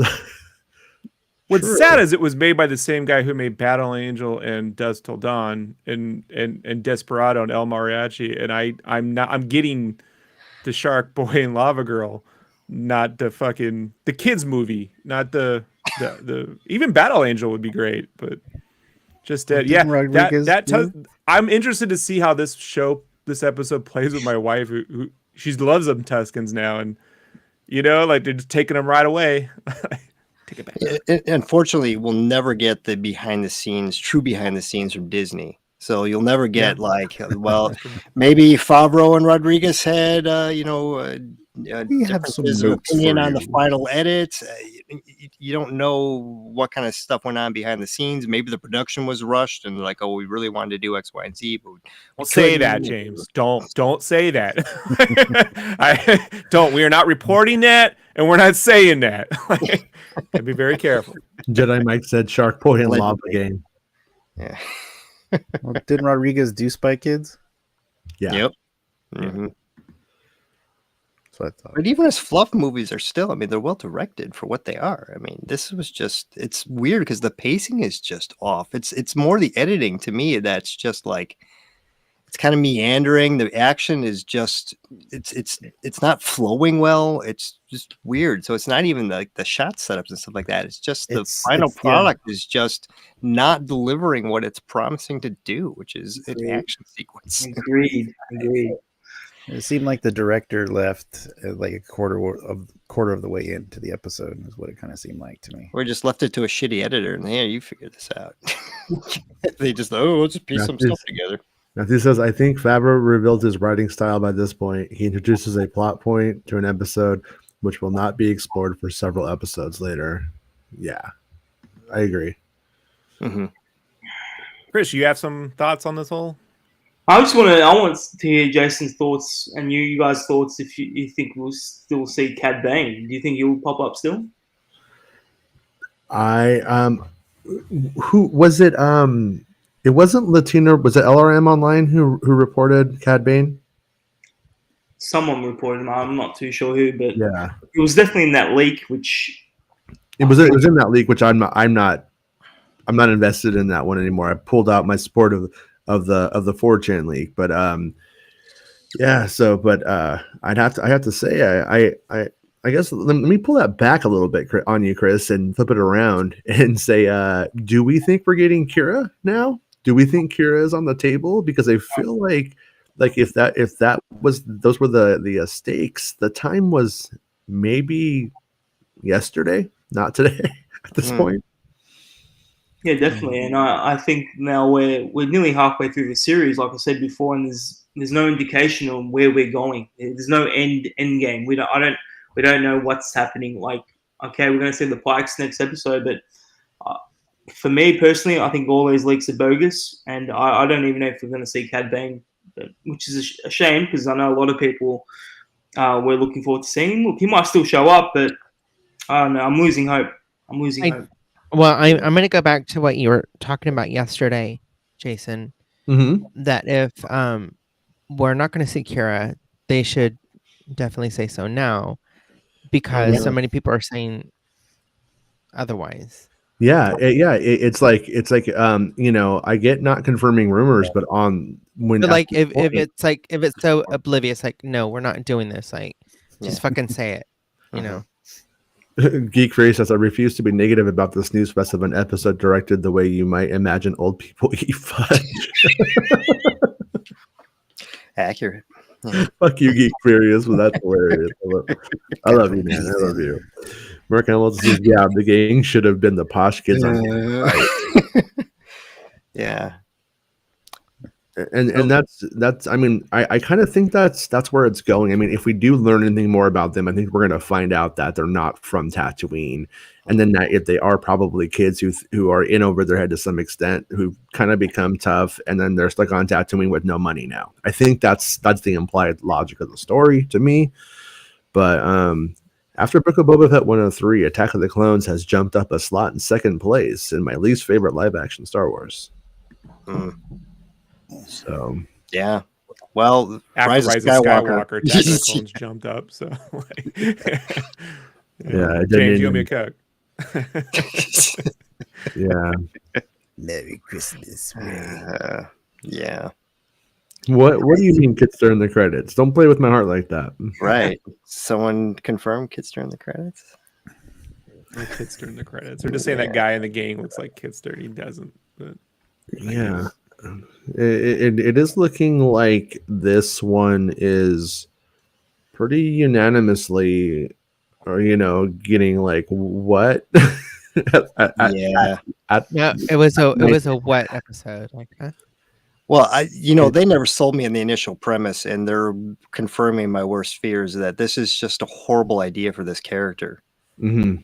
Especially like Cad Bane, to put in like Cad Bane is kind of like an arch nemesis, but like Cad Bane was like 20 years older than Boba Fett. So you're gonna bring in like some 70-year-old man to be his like that's gonna Hey. be. So I you hope don't know they how not. old Ithorians can be, man. Well, yeah, I mean, I guess you're like, oh wait, we age like Yoda. I'm gonna be fucking 400 and doing this shit. I don't know, but I mean, yeah, Like Dumbledore, 150 years old. Man. What if he just ages like Ralph Macchio? That's all he really needs to do. All right. So it is possible. Yeah. Oh, and that painting that they crashed to, the Macquarie art, man, that just totally took me out of the moment. I mean, it's kind of like a funny gag, but it's like Job has been dead 5 years. I don't even understand. Yeah, when I saw that, I was like, is that supposed to be like swap meet art? Like a swap meet copy of real art in Star Wars? But was it actually Macquarie art? I missed it when I was screenshotting. I wanted to. Yeah, it was straight up concept art from Return of the it's Jedi. like one of those Velvet Jesus paintings you can get. It would have been cool if it was like, an oil painting, like, with the White House and the president. So, like, a nice regal painting of Jabba. That would have been like, So, but like the Macquarie painting took me right out of the moment. It was like, oh, that's clearly a concept art painting. Is there really any way that Jabba can have a regal photo? I mean, hell yeah, he's Jabba the Hutt, man. Look at Kim Jong-un. You don't think he has a photo like that somewhere in his palace? Looking like he's all svelte and like, some he kind lives of in a house of mirrors. He lives in a house of mirrors. Yeah, exactly. Yeah, it's fucking delusional, man. Of course. I can never predict what James will say next. Like I can't do it. I've tried. I got a little James bingo going on here, and Kim Jong-un and a velvet painting were not on my list. Like my predictions, I'm doing horrible this week. Yeah, I like I said, like I did essentially like it. If there was like another episode I could watch right now, I wouldn't really have much to complain about. But on the week to week, this one sucks. It was short, right? It is clunky. Shorter, yeah, right? 38 minutes. Yeah, Dave nails it. It was clunky. Yeah, I mean, overall, that was the it was McClunky. Yeah, and Boba is going to rally the 3 parts of the town against the Pykes. Agree. Yeah, I agree. At the end of the day, that's what it's going to come down to. That's what the and Meg was probably right that the big dinner is in episode 4. That was Meg's scoop, and it looks to me like that's even more true after this one. So, good job, Meg. Star Wars Meg, But yeah, she did. It's almost like they should have clustered these together like in a different way, like not clustered, paired them off. Oops. Yeah, well, I mean, I feel like right now in terms of the actual like story, I don't know if things were moved around to get rid of to make the exciting parts flow per episode in a different or better way. But this really did feel like it. This feels like it's like around first episode plot stuff to me. Like it's like I'm hiring some street kids to be my enforcers. Like I was kind of laughing at the show. I didn't even know this was going to happen this way, and I was laughing that it's just Fennec and Boba. I'm like, well, what is he thinking? What's he doing? And so it was very obvious he was going to need to get more people on his team. And so, I mean, hiring some like street kids that are disposable might have been like day one. And then they did it from the angle of him having heart. Like, these kids, they just need to be taken off the street. Dare to say no to drugs. It could have that equivalent of midnight basketball. Meg loves chapter 3. She said. Yeah. So Meg loved it. Was it I liked it. But I didn't say I hated it. Good work on the way that they were going through, and so the issues and the dramas that they popped up were things that are this kind of setting a table for, but kind of realize that when that does get paid off, if they do it, it's not really going to get you up out of your chair or really move the needle. Well, It's like Jesse, I just don't get why people are really like cramping on the style and saying that the style's bad. I just think the style's real good. Well, your style's good. Makes a lot of You're sense. all fuzzy, man. You're like in another You know? planet, I another just think it just makes a lot of dimension. it just feels like Star Wars to me, man. Yeah, Merquake's right. Yeah, This is your the toilet plot feels like logic. Star Wars to you. There's 9 bikers, but 4 in the scene.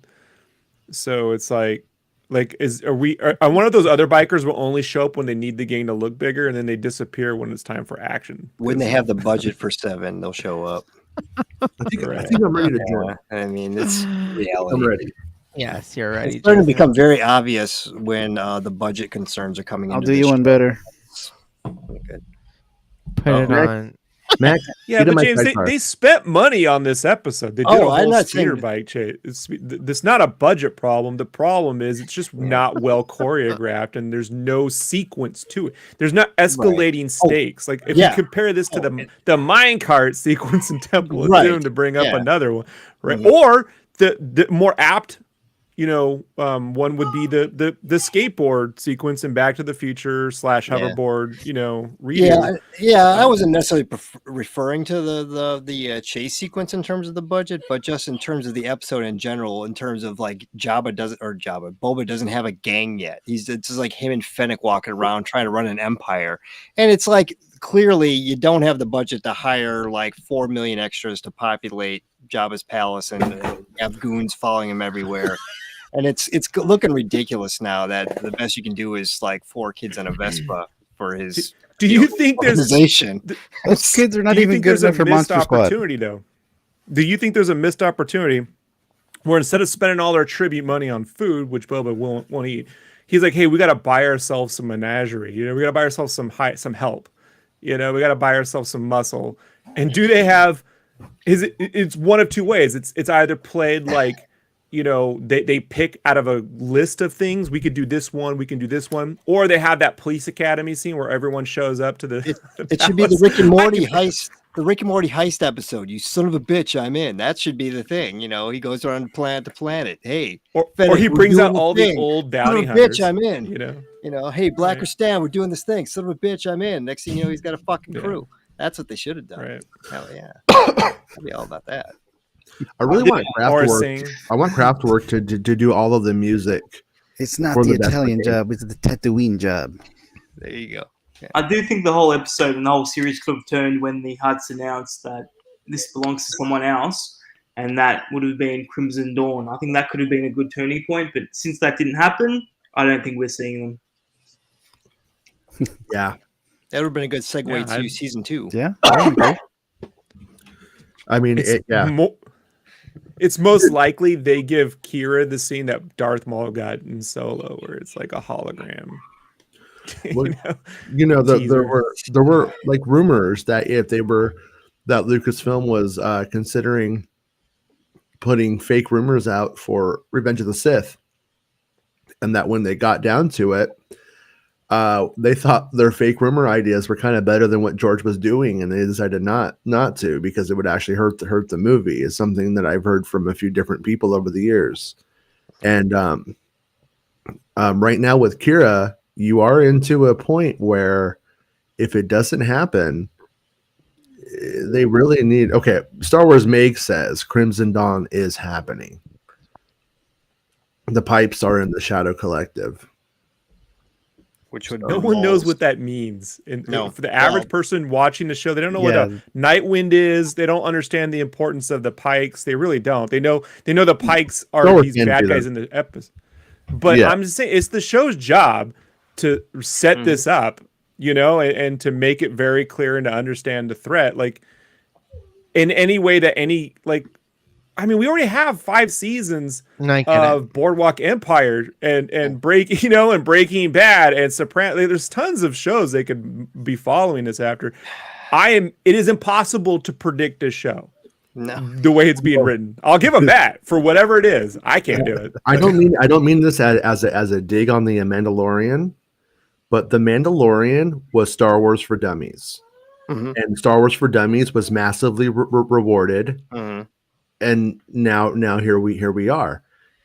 People cried about whenever the films did step out of the lanes of of trying to really be anything new, and now we're playing with Rancor babies, and Well, I don't think it's bad all the time. There's stuff I like about it, but also at the same time, I can't deny that. Like I made my thing. I keep saying is it's like adult directors playing with their Star Wars toys and making shows about it, and that's what we're getting. The difference here, though, is that I agree that Mando's was Stars for Dummies, but that was a simpler story. They're trying to tell a very complex story in a very stupid, dumbed down way.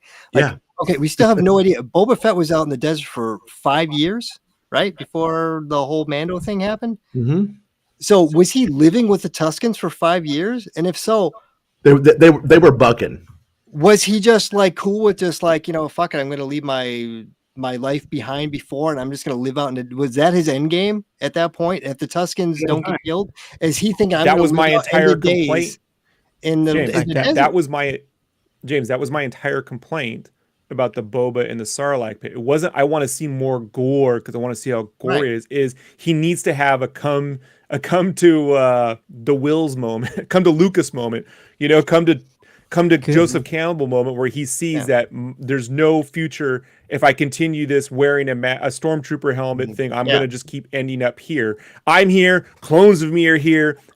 So he that Boba is dead, but it's not clear. The storytelling is not very good there. Well, so that's one of many ways they could have gone with it. But then they had to do something. But even before that, they had to set up like who this guy was before he went into the Sarlacc, which they never did. So they had a transformational moment for a character you didn't ever define, so you don't care that he's transformed because you never knew who he was to begin with, and then you never set up what his end game was. If he was just gonna sit there like, fuck it, I'm done, I'm gonna live with Tuscans until I die, and all of a sudden he's like, oh, the Tuscans are dead, so crime syndicate.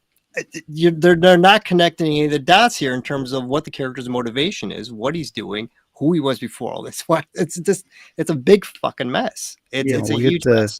We'll get Daniel Logan to do a Star Wars version of 3 O'Clock High, his teenage years. I would rather see a teenage Boba Fett than this crap. I think Daniel Logan looks great. Don't be shitting on Daniel Logan. I'm not shitting on him, man. I fucking watched it. I watched what he was. I would rather James, see James. Boba Fett in his prime as a bounty hunter, as a morally ambiguous character, would have been far superior to whatever this thing is. Hold on. What you just said, the Bacta, the Fett Bactas, whatever we're calling those, the Flash Bactas. Yeah. The Flash Bactas could have been Daniel Logan as Boba Fett, right? True. And so you're seeing the teenage years, but we're just seeing the same actor twice. Jason, you mentioned about the Star Wars toy thing because you had said that last episode, right? Or the last review we did. And then on the David Klein interview with Kevin Smith, when he did talk, he did say, this just feels like your big kid, you get to pull out all your toys. He literally says that line, and I'm like,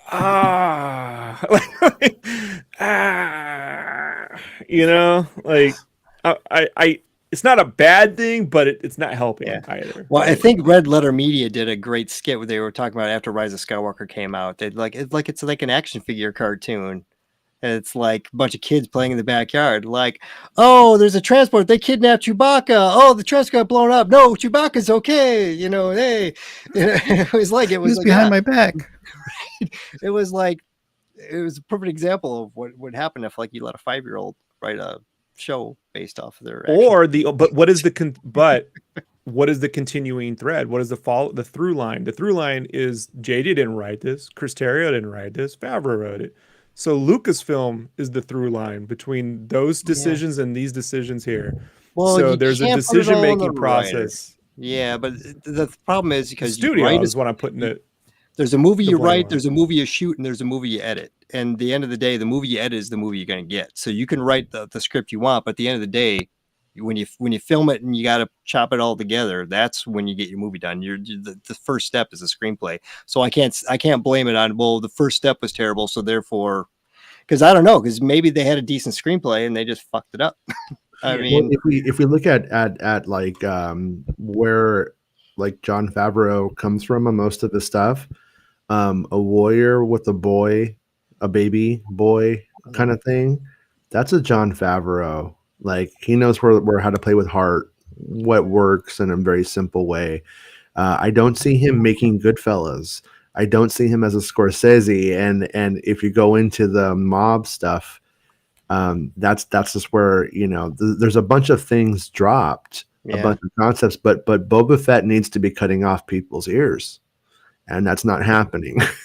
and I don't think it can in this. So I don't really I Yeah. don't really know if it's going to work as a mob crime No. show in the big picture. I don't know. I hope I'm wrong. Yeah. I don't know if I think that yet. But right They now, were never going to go there. Yeah. Disney's never going to go there. yeah. And so, how will this affect what we think for future series like Cassian Andor and Acolyte? Are we just going to get this kind of milquetoast version of stuff? I think we're fine with Cassian because Rogue One has already established exactly what that guy's world is, and it's fine. And milquetoast is fine if you're dealing with the right characters, but milquetoast is not good when you're dealing with underworld crime syndicates. Exactly. And that was even, like I said, when they did Shadows of the Empire, they asked Lucas, about like the project and what they were doing. And his only input that I ever heard that he told them is, make sure that this crime syndicate is not a joke. Make sure that they are like threatening and real, like an actual crime syndicate. He didn't want them to pull punches with it.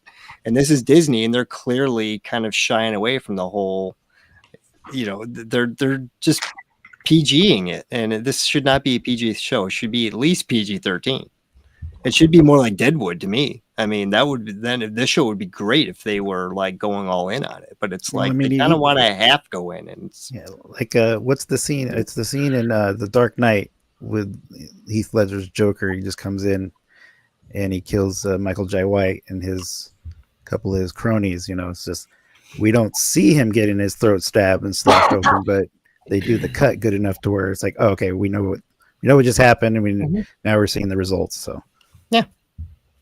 Yeah, but they don't even want to do that. So I don't know.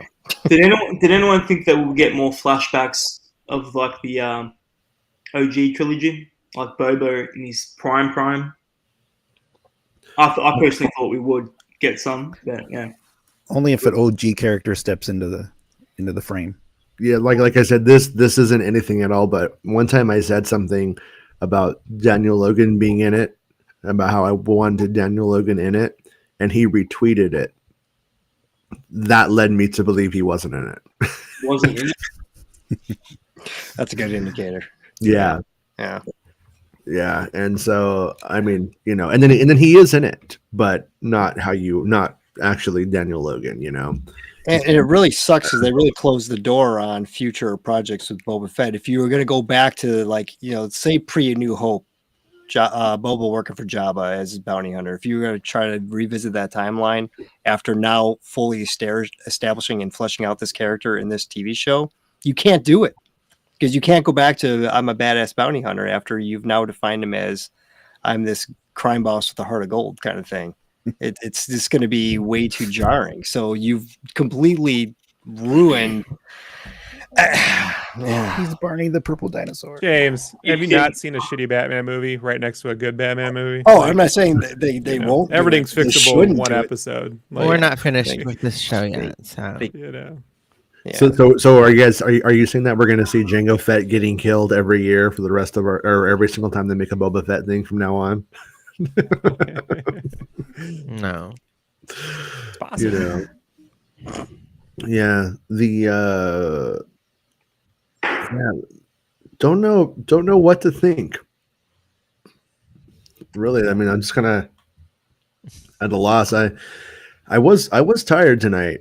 Just talking about myself here. I was tired tonight. I had to drink some coffee to try to get to stay up to watch it and everything like that. So I'm curious if after I get my morning routine done and I put it on, if I'm going to enjoy it more on a second watch with expectations tame and being like, oh, it wasn't as bad as I thought, or if I'm going to be like, you know what, I could never watch this episode again. Like, I think it's as no different than how I felt about watching most of the Bad Batch episodes.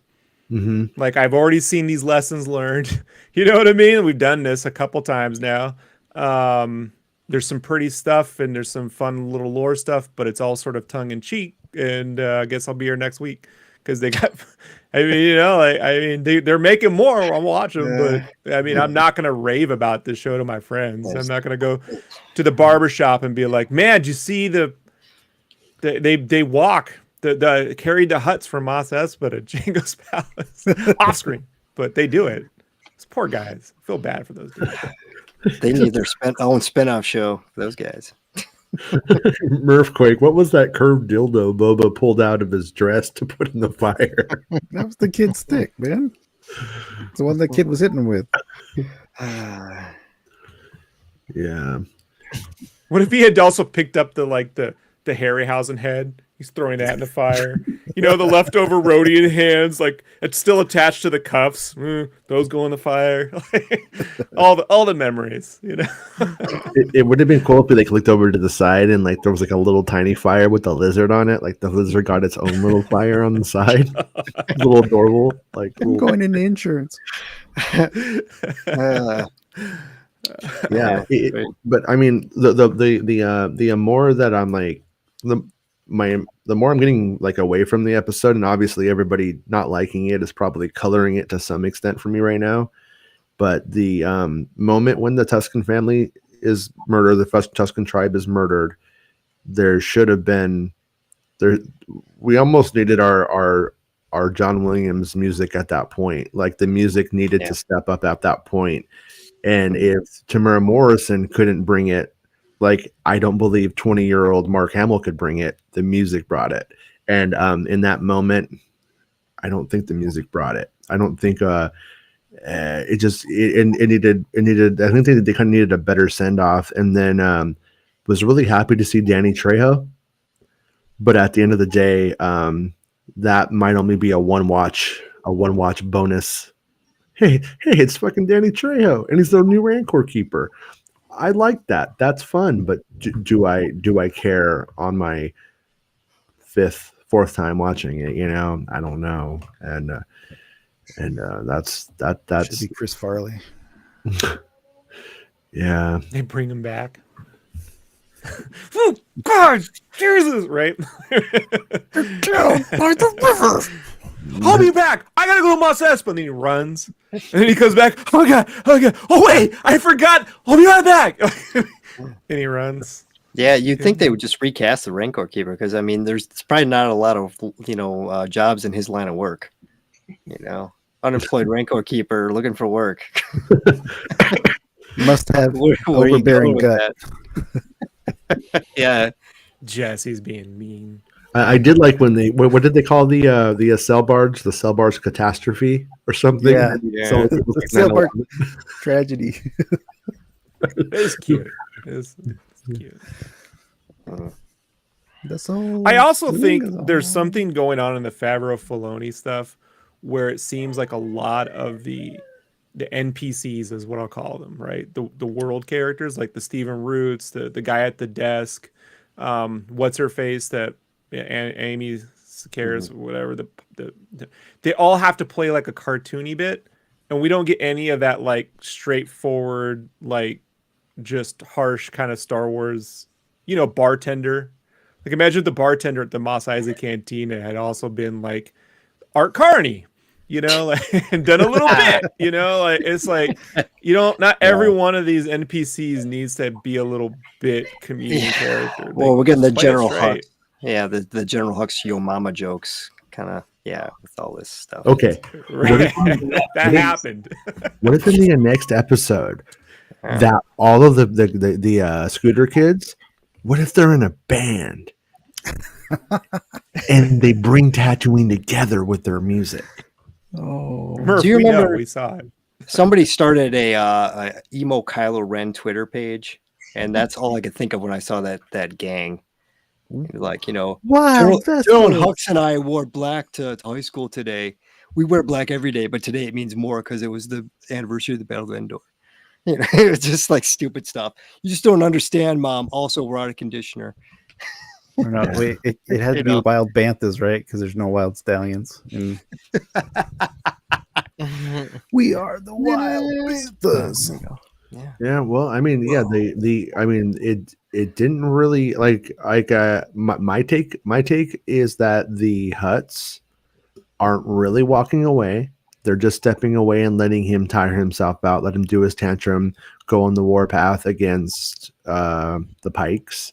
And then they're gonna, they plan on coming back in.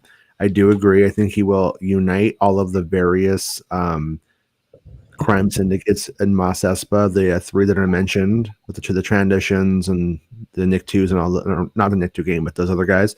And then they will all go up against the Pikes. They will win. And then the Huts. It'd be nice though, Jason, before you finish that, it would be nice if the Hutt twins had their own scene in their own barge where they go, the Pikes, we can let them fight it out, right? It's the fact that they then go and tell Boba their whole plan. It seems dumber. If they were, if they just said, "Hey, we're going to do it," give them something to tide them over, and they give them a Rancor, and they go, "They gave this as tribute." They say you can also keep the Wookiee, whatever. And then Boba goes, "Why are they giving me things?" Then it's a little bit more. It plays more, plotty. It plays a little bit more. What's that word we're thinking about? Well, like I mean, if if Boba's figured it out, though, I don't know if we need that. I don't know. I mean, off the top of my head, I think it does become debatable, because if Boba's figured it out and he knows and he's told us, then we're probably okay. But if it doesn't really go that way, and then he figured it out in the episode, and it doesn't go that way, then it's stolen valor, stolen crime boss valor. I think Jason just nailed the whole story arc, so I don't think we need to watch the next 4 episodes. I think we got it. We did. And yeah, James will be here next week. It's you glutton for punishment, yeah. Well, we need sleep. Yeah, I feel like I thought the first episode was fine. I didn't think it was bad. I liked it, and I thought it was good. I thought the second episode was fucking great. I think maybe the second episode might even be better than Mando. And then the third episode, this one right here, it just there's a huge fall off after all of the work in the last one, I guess. And it's but point being, next week is probably going to be great. Don't do fan math. No, I mean, no. What I'm saying, what I'm predicting is that it's going to be, it may end up being a super great show that's super uneven. It may have it may have really high highs, and those the last part of the show is probably where it comes together. It's because, I mean, the first part of it's very messy. Like if somebody had told me the whole story up to this point right here, I would probably be like, what? Yeah, it's very Buffy season 6 or 4. Yeah. You're like, if they have some really memorable moments, but I don't know what they're trying to get at with this one. Well, if they're getting a season 2, then would they be giving us a cliffhanger then at the end of this? Sure, why not? Yeah. Or would they kind of seal it off so it's just like its own season? Yeah, it's a good question. I have a feeling they will do the old if it's not well received. Well, actually, today there were a lot of articles about how it's like the most sought after streaming show on the internet and stuff like that. Like it after the second episode, it jumped up a lot. So I think a season 2 is probably very likely, unless they just tank it from here on out. So one thing that I think most people were probably confused about, did the scene at the end of Mando where you see Fett kill Bib Fortuna, did that happen prior to the events of Mando season 2?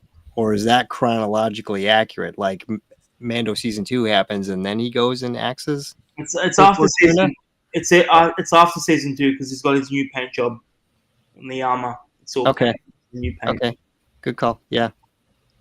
So so that kind of plays out weird. So then he goes, gets his armor, leaves off world. Okay. It's very odd. It's messy, isn't it, James? It's very messy. Do vacation. It just proves Boba did not fix Fennec Shand. Because if he would have been like, "Oh, you got toasters in your head? I put toasters in the butts." Like, I'm a toaster man. Like he wasn't like showing. When everyone has tattoos, they always show off tattoos. So he'd be like, "Look at my fine work." He obviously, I still say someone's making all these cybernetic implants. Is it Fixer? Who is it? Who's doing all the Babu Frick on the cybernetics, side, man. You know, like Oh, it's the Swoop Gang. Oh wait, no, they just met them. So yeah, that would have made sense. Hey, you got a bunch of kids that do cybernetic implants. They know a dude, but they brought them in later. So I don't know what the fucking makes no sense. Yeah. I'm trying to make sense of this, Rob. Just enjoy it for what it is, a hot mess. I was hoping BK would do the Griffin, hot this mess. is the lowest of the low for Disney Star Wars. First episode was lower than this because this at least looked pretty. First episode looked like dog crap to me. But this is I put bad, great, fine. Like that's it. It's fine. Yeah. If it didn't have the member berries, maybe I'd be even less interested. But at least it had the Rancor stuff and the cool lighting. But those Vespas. Whew. I feel like this episode did damage though. Like episode 1, it was just kind of like, if they would have combined 1 and 2, great. But I think episode 3 left some lingering damage onto everything. That it's now you got to fix things. So. Yeah, and Griffin loved last week's episode, as did I think the majority of people did. Cheered, guys! I clapped and cheered on last week's episode. Yeah, well, in a way, like I get killing the Tuscan tribe to some extent, but I was also thinking that it was going to be a larger, more unified Tatooine under Boba Fett, and that was laying the groundwork for something that had maybe even Jabba couldn't have done. You know what I mean? Was get the Tuscans and like the quote barbarians on the fringes like under his thing, and it was going to like really like build on these layers. And no, that was just all undone. Like everything that we kind of it felt like a lot of the momentum, everything that was worked for, other than Boba's personal journey, totally undone. This is like being a Cubs fan pre 2016. You know. His personal journey was him getting thrown on the road. You know. Yeah, I just wish I had gone back to the start of the season and put some money on the Cubbies. Never bet on the Cubs. It's the rules of life. Dave says, I think we might be writing a better story in our heads than the writers. Yeah. Yeah, it definitely. Yeah. I don't want to sound like I'm bragging, but I 100% agree that I could have done better than this. Yeah. I mean, at least from the plot, I think we all would have. I just wonder, like, the concept. I just wonder, like, who was passionate about this project? Is it the passion? Telling? Yeah, good point, dude. Is it telling that Favreau wrote it but didn't straight up make it like Mando? Right. Pass it off to Robert Rodriguez, more or less. I mean, does that maybe? That's why when I first heard Robert Rodriguez, I thought he was going to be putting it all together. I was assuming this wasn't going to be like a Godfather. I thought this was going to be more like a Rob Liefeld Image Comics, like action fest. Like it's Boba's like a brute tank now. Like I'm just going to go over here and I'm going to wrestle this thing under control, and we'll see that work or not work and how that goes. Steven Seagal hard to kill. It's a lot of, hey, I got to have a meeting, but before we have a meeting, I got to have another meeting, and this guy's not here, but then I'm going to go in and we got a meeting.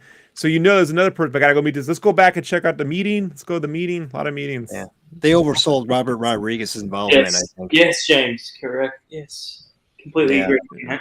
They made it sound like this was his show. He was doing it. Robert Rodriguez, great action director. He did this great episode of Mando. Now he's barely involved now. And what we've seen of his involvement, it looks like shit. So it's like, ooh. So remember the quote, all killer, no filler? That's what they were going by, all killer, no filler. It's been nothing but filler, mate. Nothing but filler. He's been getting beat down like a punk bitch every fucking episode. Exactly, James. That's what I'm saying. And he's getting outclassed, but even the when they take down the train, he's getting outclassed by this Tuscan shaman chick. So it's he has not had one moment to say, "Yep, you stole the show." You know what I mean? Mm-hmm. He doesn't know the way. Exactly. Yeah. Exactly. There's nothing special about this character. If you did not know who Boba Fett was going into the show, you'd be like, "Who's this guy? Is he special?" It's the Rockford Files. Next thing I felt about when I saw Harry Potter for the first time, I was like, them Slytherin kids earned everything. Why is this fucking kid getting points? Bitch ass little nerd. Fucking hate this movie. I hated it. I never read the book. I was like, I fucking hate this movie. This is stupid. It's not No, for me. when I watched the first one with my daughter, like Slytherin wins, and then Dumbledore's like, "You won." Then he's like, "Oh, but I have points to award to Harry and her." And I'm like, you're kind of abusive. Slytherin has every right to be fucking pissed off for the rest of the series at you guys. Mm-hmm. But I in got 2001, that was my. I was in the theater going, "This is bullshit. What kind of teacher does that to a bunch of kids?" Yeah. Yeah, that's what you get from charter schools. You know. Right, Chris? Great. I was just going to say this comment from Dave. Boba kicked more ass in Mandy than in his own show. 100% agree with you, Dave. 100% agree. Yeah, with we've been saying that since that's what's confusing, Chris and James. That we can all agree that we saw Robert Rodriguez direct an episode of Boba Fett with Dave Klein in which he fucking was just waxing dudes left and right, and that is the same Boba Fett that's right here now. It's not like he then went through the Tusken thing and changed. No, that's the Boba Fett we got now. So we don't understand what happened. What happened? They decided to change it. They're like, well, now we got to do shit. We got to change it. I'm like, well, that's a bad call. Yeah, we need the Wrath the Khan, and we need less of Star Trek the motion picture now. You know, I feel like we're doing 5 minutes of looking at the Enterprise for like 5 episodes. You know, I need someone to fucking Nicholas Meyer this shit up right now. You know, and get on with it. Yeah. I usually don't agree with you guys on that kind of stuff about like the kicking ass stuff. I'm usually like, you know what, he needs to get beat up. It's a thing that happens in Star Wars Heroes, Han Solo, and stuff like that. But when we got to the point with Black Chrysanthemum and they start fighting, and I'm like, oh, he's getting like worked, and I was like, oh, this is going to be like really going to be like the throwdown. It's going to go down. Like he's biting him. I thought like Boba was going to match the savage, or go take it down to a savage level. But instead, the Vespa kids came out with their little space gun, the whips and stuff, and like or whatever, and took care of it for him. And it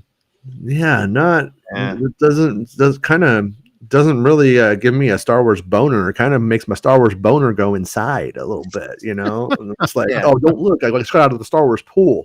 You know what I mean? I got out of the Star Wars pool. Don't judge me by this.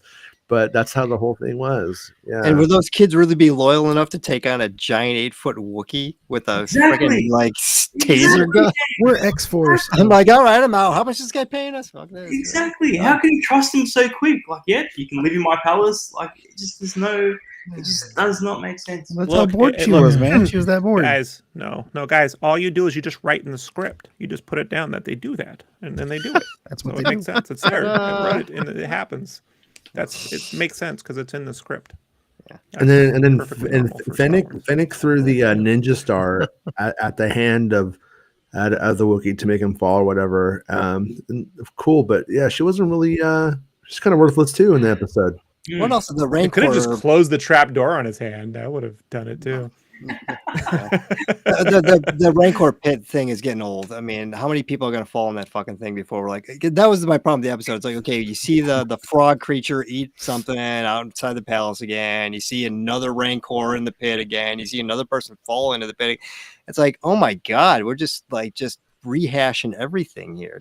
That's the beauty of it. And then we got new Vespas. I guess I can't complain about it. We didn't get anything new, but everything we got new sucked. So it's like nobody lives from Jabba's pit because they would tell everybody about the floor. If they're gonna rehash something, I just want to see the Matt Berry droid torturing other droids for fun because he can. He's like, the feet. He's just torturing droids. It's a side hobby. That's what he does. Yeah. Well, I guess we will. It's 3:00 in the morning now, so I think we'll call it a show. It's 5 in the morning for me. 5 in the morning. 10 p.m. over here. Yep, 2 hours. That's no big deal. Yeah. Well, I'm gonna watch it again, and might come on tomorrow if I have any new thoughts and talk about it and see if I feel any different or if I thought we were too hard on it or something like that. Which maybe we were. I don't know. But No, I don't think we scratched the surface of being. but I didn't even get to my last notes. yeah, after last week's, we were we were pretty much all pretty kind of buzzing off of last week's, and this week's we're not, and so I think that pretty much says it all, probably. But yeah, but if anybody's watching this on the replay, because I don't expect you guys to really watch this at 3 a.m, leave comments, and if you have anything to say, I'll bring it on to the next show. I'll read those comments from the chat. The Special K and Boba didn't really mention they knew one another, huh? What? They didn't really recognize they knew one another from the comics. That's further proving my comic belief that the comics don't really matter. No, actually, it did in the previous episode. He calls him a gladiator, and that he knows he's a gladiator. Which episode he didn't act like it. Yeah, in the previous one though he does, which I took to mean he at least knows of him. But point is still taken. That relationship was utterly irrelevant and doesn't play out. Yeah, but they have mentioned 3 times that Tatooine used to be an ocean planet for no apparent reason. They keep seeming to bring that up for just randomly, like the Bad Batch style writing, man, where they just keep telling you things you already covered and you know. Right. Is there an Aquaman on that planet to find new water source? Oh, that would suck, man. That would be hilarious. Aquaman. The irony of David is he's talking about Attack of the Clones. No, I'm kidding.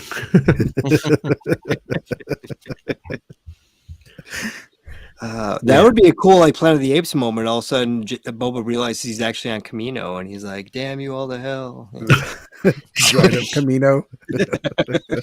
I'll get you, pussy face. It's all a fever dream inside the Sarlacc pit. Actually, none of this. They get Dynasty. Jacob's Ladder. Here we go again. Yeah. Jacob's Ladder. Yeah. Well, anybody have any last thoughts before we say goodnight? Yeah. Next episode better be better. Fair enough. Yeah. Okay. Yeah. Anybody else? This is cutthroat. Yeah. I'm gonna call it. The next episode is gonna be worse but funnier. So that's my only hope now. My only hope is that it's so bad that I enjoy how bad it is. James, you're killing me today, man. I love it, man. Sorry. Yeah. I find it to be fine, but I have no interest in watching it twice. It's whatever. It's an episode, no different than Bad Batch, one of the 16 episodes or 15, 14 episodes, whatever. Yeah. It's fine, but yeah, this I think unless this really finishes on a high, everyone will go, well, this was disposable, When it's all done, I do plan on watching them all kind of in a row really quickly, and then say what do I think overall? How is it sitting? And I'll probably look at it from that angle. And I have a feeling these ones will just be it's if the next step is really good, then you're like, okay, it's to get something great. If the next episode is this again, then honestly I'm gonna say if the next episode is like this episode, the series is probably a wash. It really does probably end up being just so uneven. It's barely a salvageable season in terms of it being something really fucking great, Yeah. And because Mando had simplicity and no baggage, and it could kind of skate by on so much more than what this has. So, and I have said it before. I'm personally sort of tapped out on the Favreau writing for now. And it's not just this. I felt that way after Mando season 2. I was like, I think we need to get some new voices. It's just too much of one style of something at this point. And there's so much talent, and they have out there available to them. They have all the resources in the world to acquire it.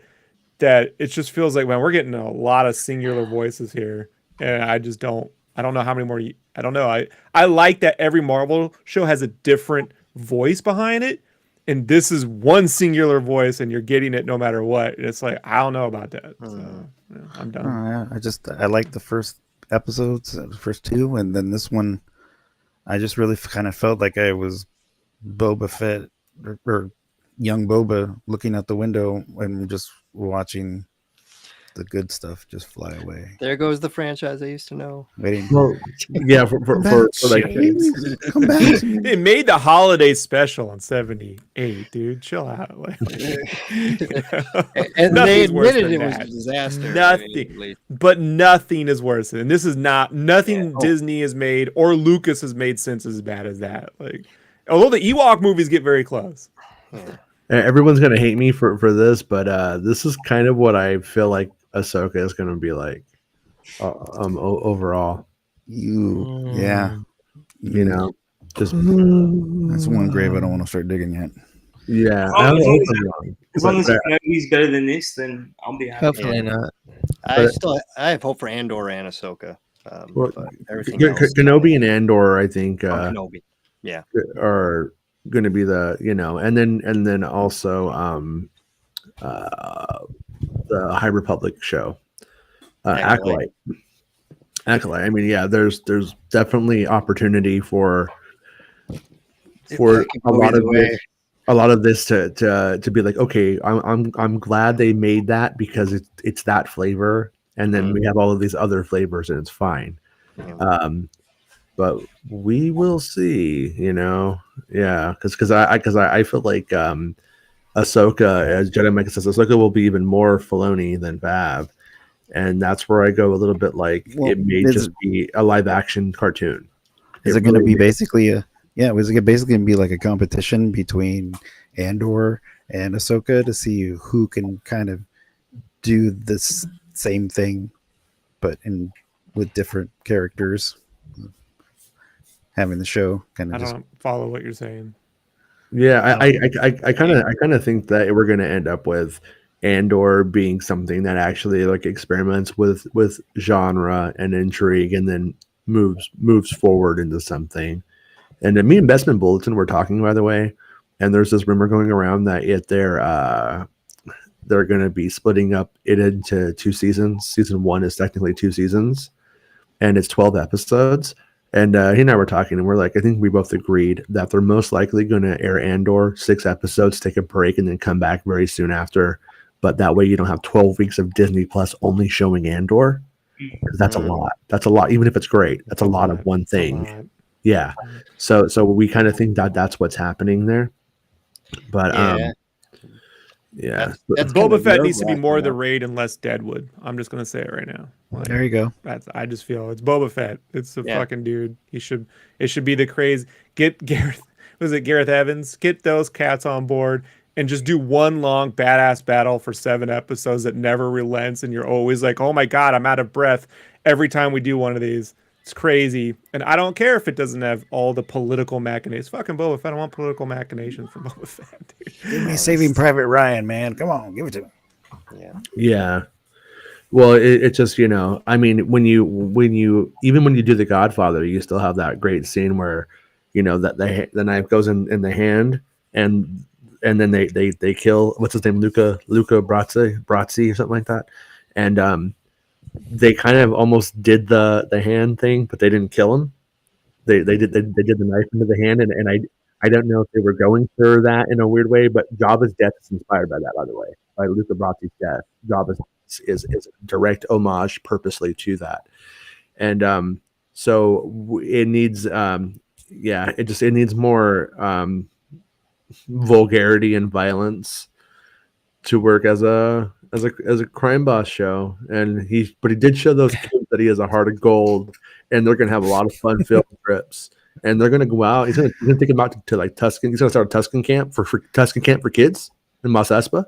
He's gonna fund it. He's gonna take the kids out there every year. They're gonna make their own gaffy sticks. He's gonna get them off the streets. It's gonna be great. He's really cleaning up the city. Dr. There's Claw, a store. crime There's a bosses. store in the background of Gotham City in Batman 89 called Tattooing, where you get tattoos, and I feel like Boba's gonna take them all out to get Mando tats at the Tattooing shop, right? Like so nice. Yeah. All killer, no filler. Remember? Yeah. I'm all shiller, no filler. All right. Well, anyways, thanks to everybody for staying up with me tonight and talking about the show with me, and sharing your honest thoughts. I think it's good. I mean, You know, we're not really here to kiss its ass or anything like that. And if it didn't make us feel good, we don't have to say it did, you know, and it didn't. You know, I mean, the only way, not that they're listening to us, but the only way that they do get better is if you're honest. And when you have an echo chamber on Twitter who's just like talking about hot calluses, acting like everything's great no matter what it is, then you just literally, you authorize mediocrity. And I'm not interested. I've never been interested in that either. So it's like, well, so what we have. If you're right? going to be called the best, you gotta show up with the best. You can't keep riding off past wins, you know. Like, yeah, right now, if this season's a record, I like the second single, and but I'm not sure if this is going to be a good record. It has a good single on it though, but I don't know if it's going to be a good record. And Robert Rodriguez needs to stop fucking playing guitar and direct something. That's what the impression I'm getting. You need to stop fucking doing drugs with Baby Yoda, and you need to fucking direct. I don't think me and James like any singles yet, to be honest with you. Yeah. You and James are not getting what you wanted.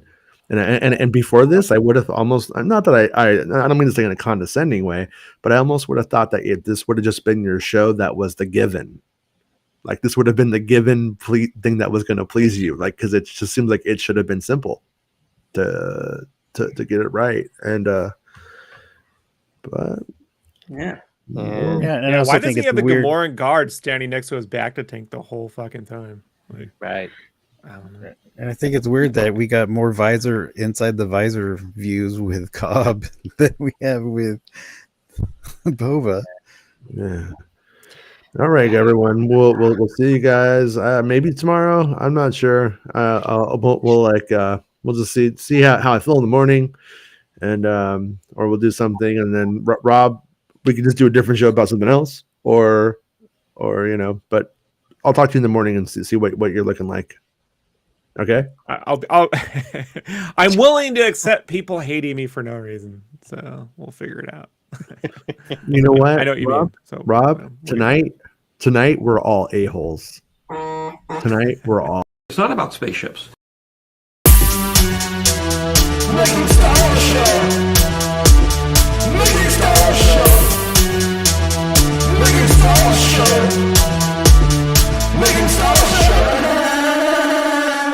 It's not about spaceships.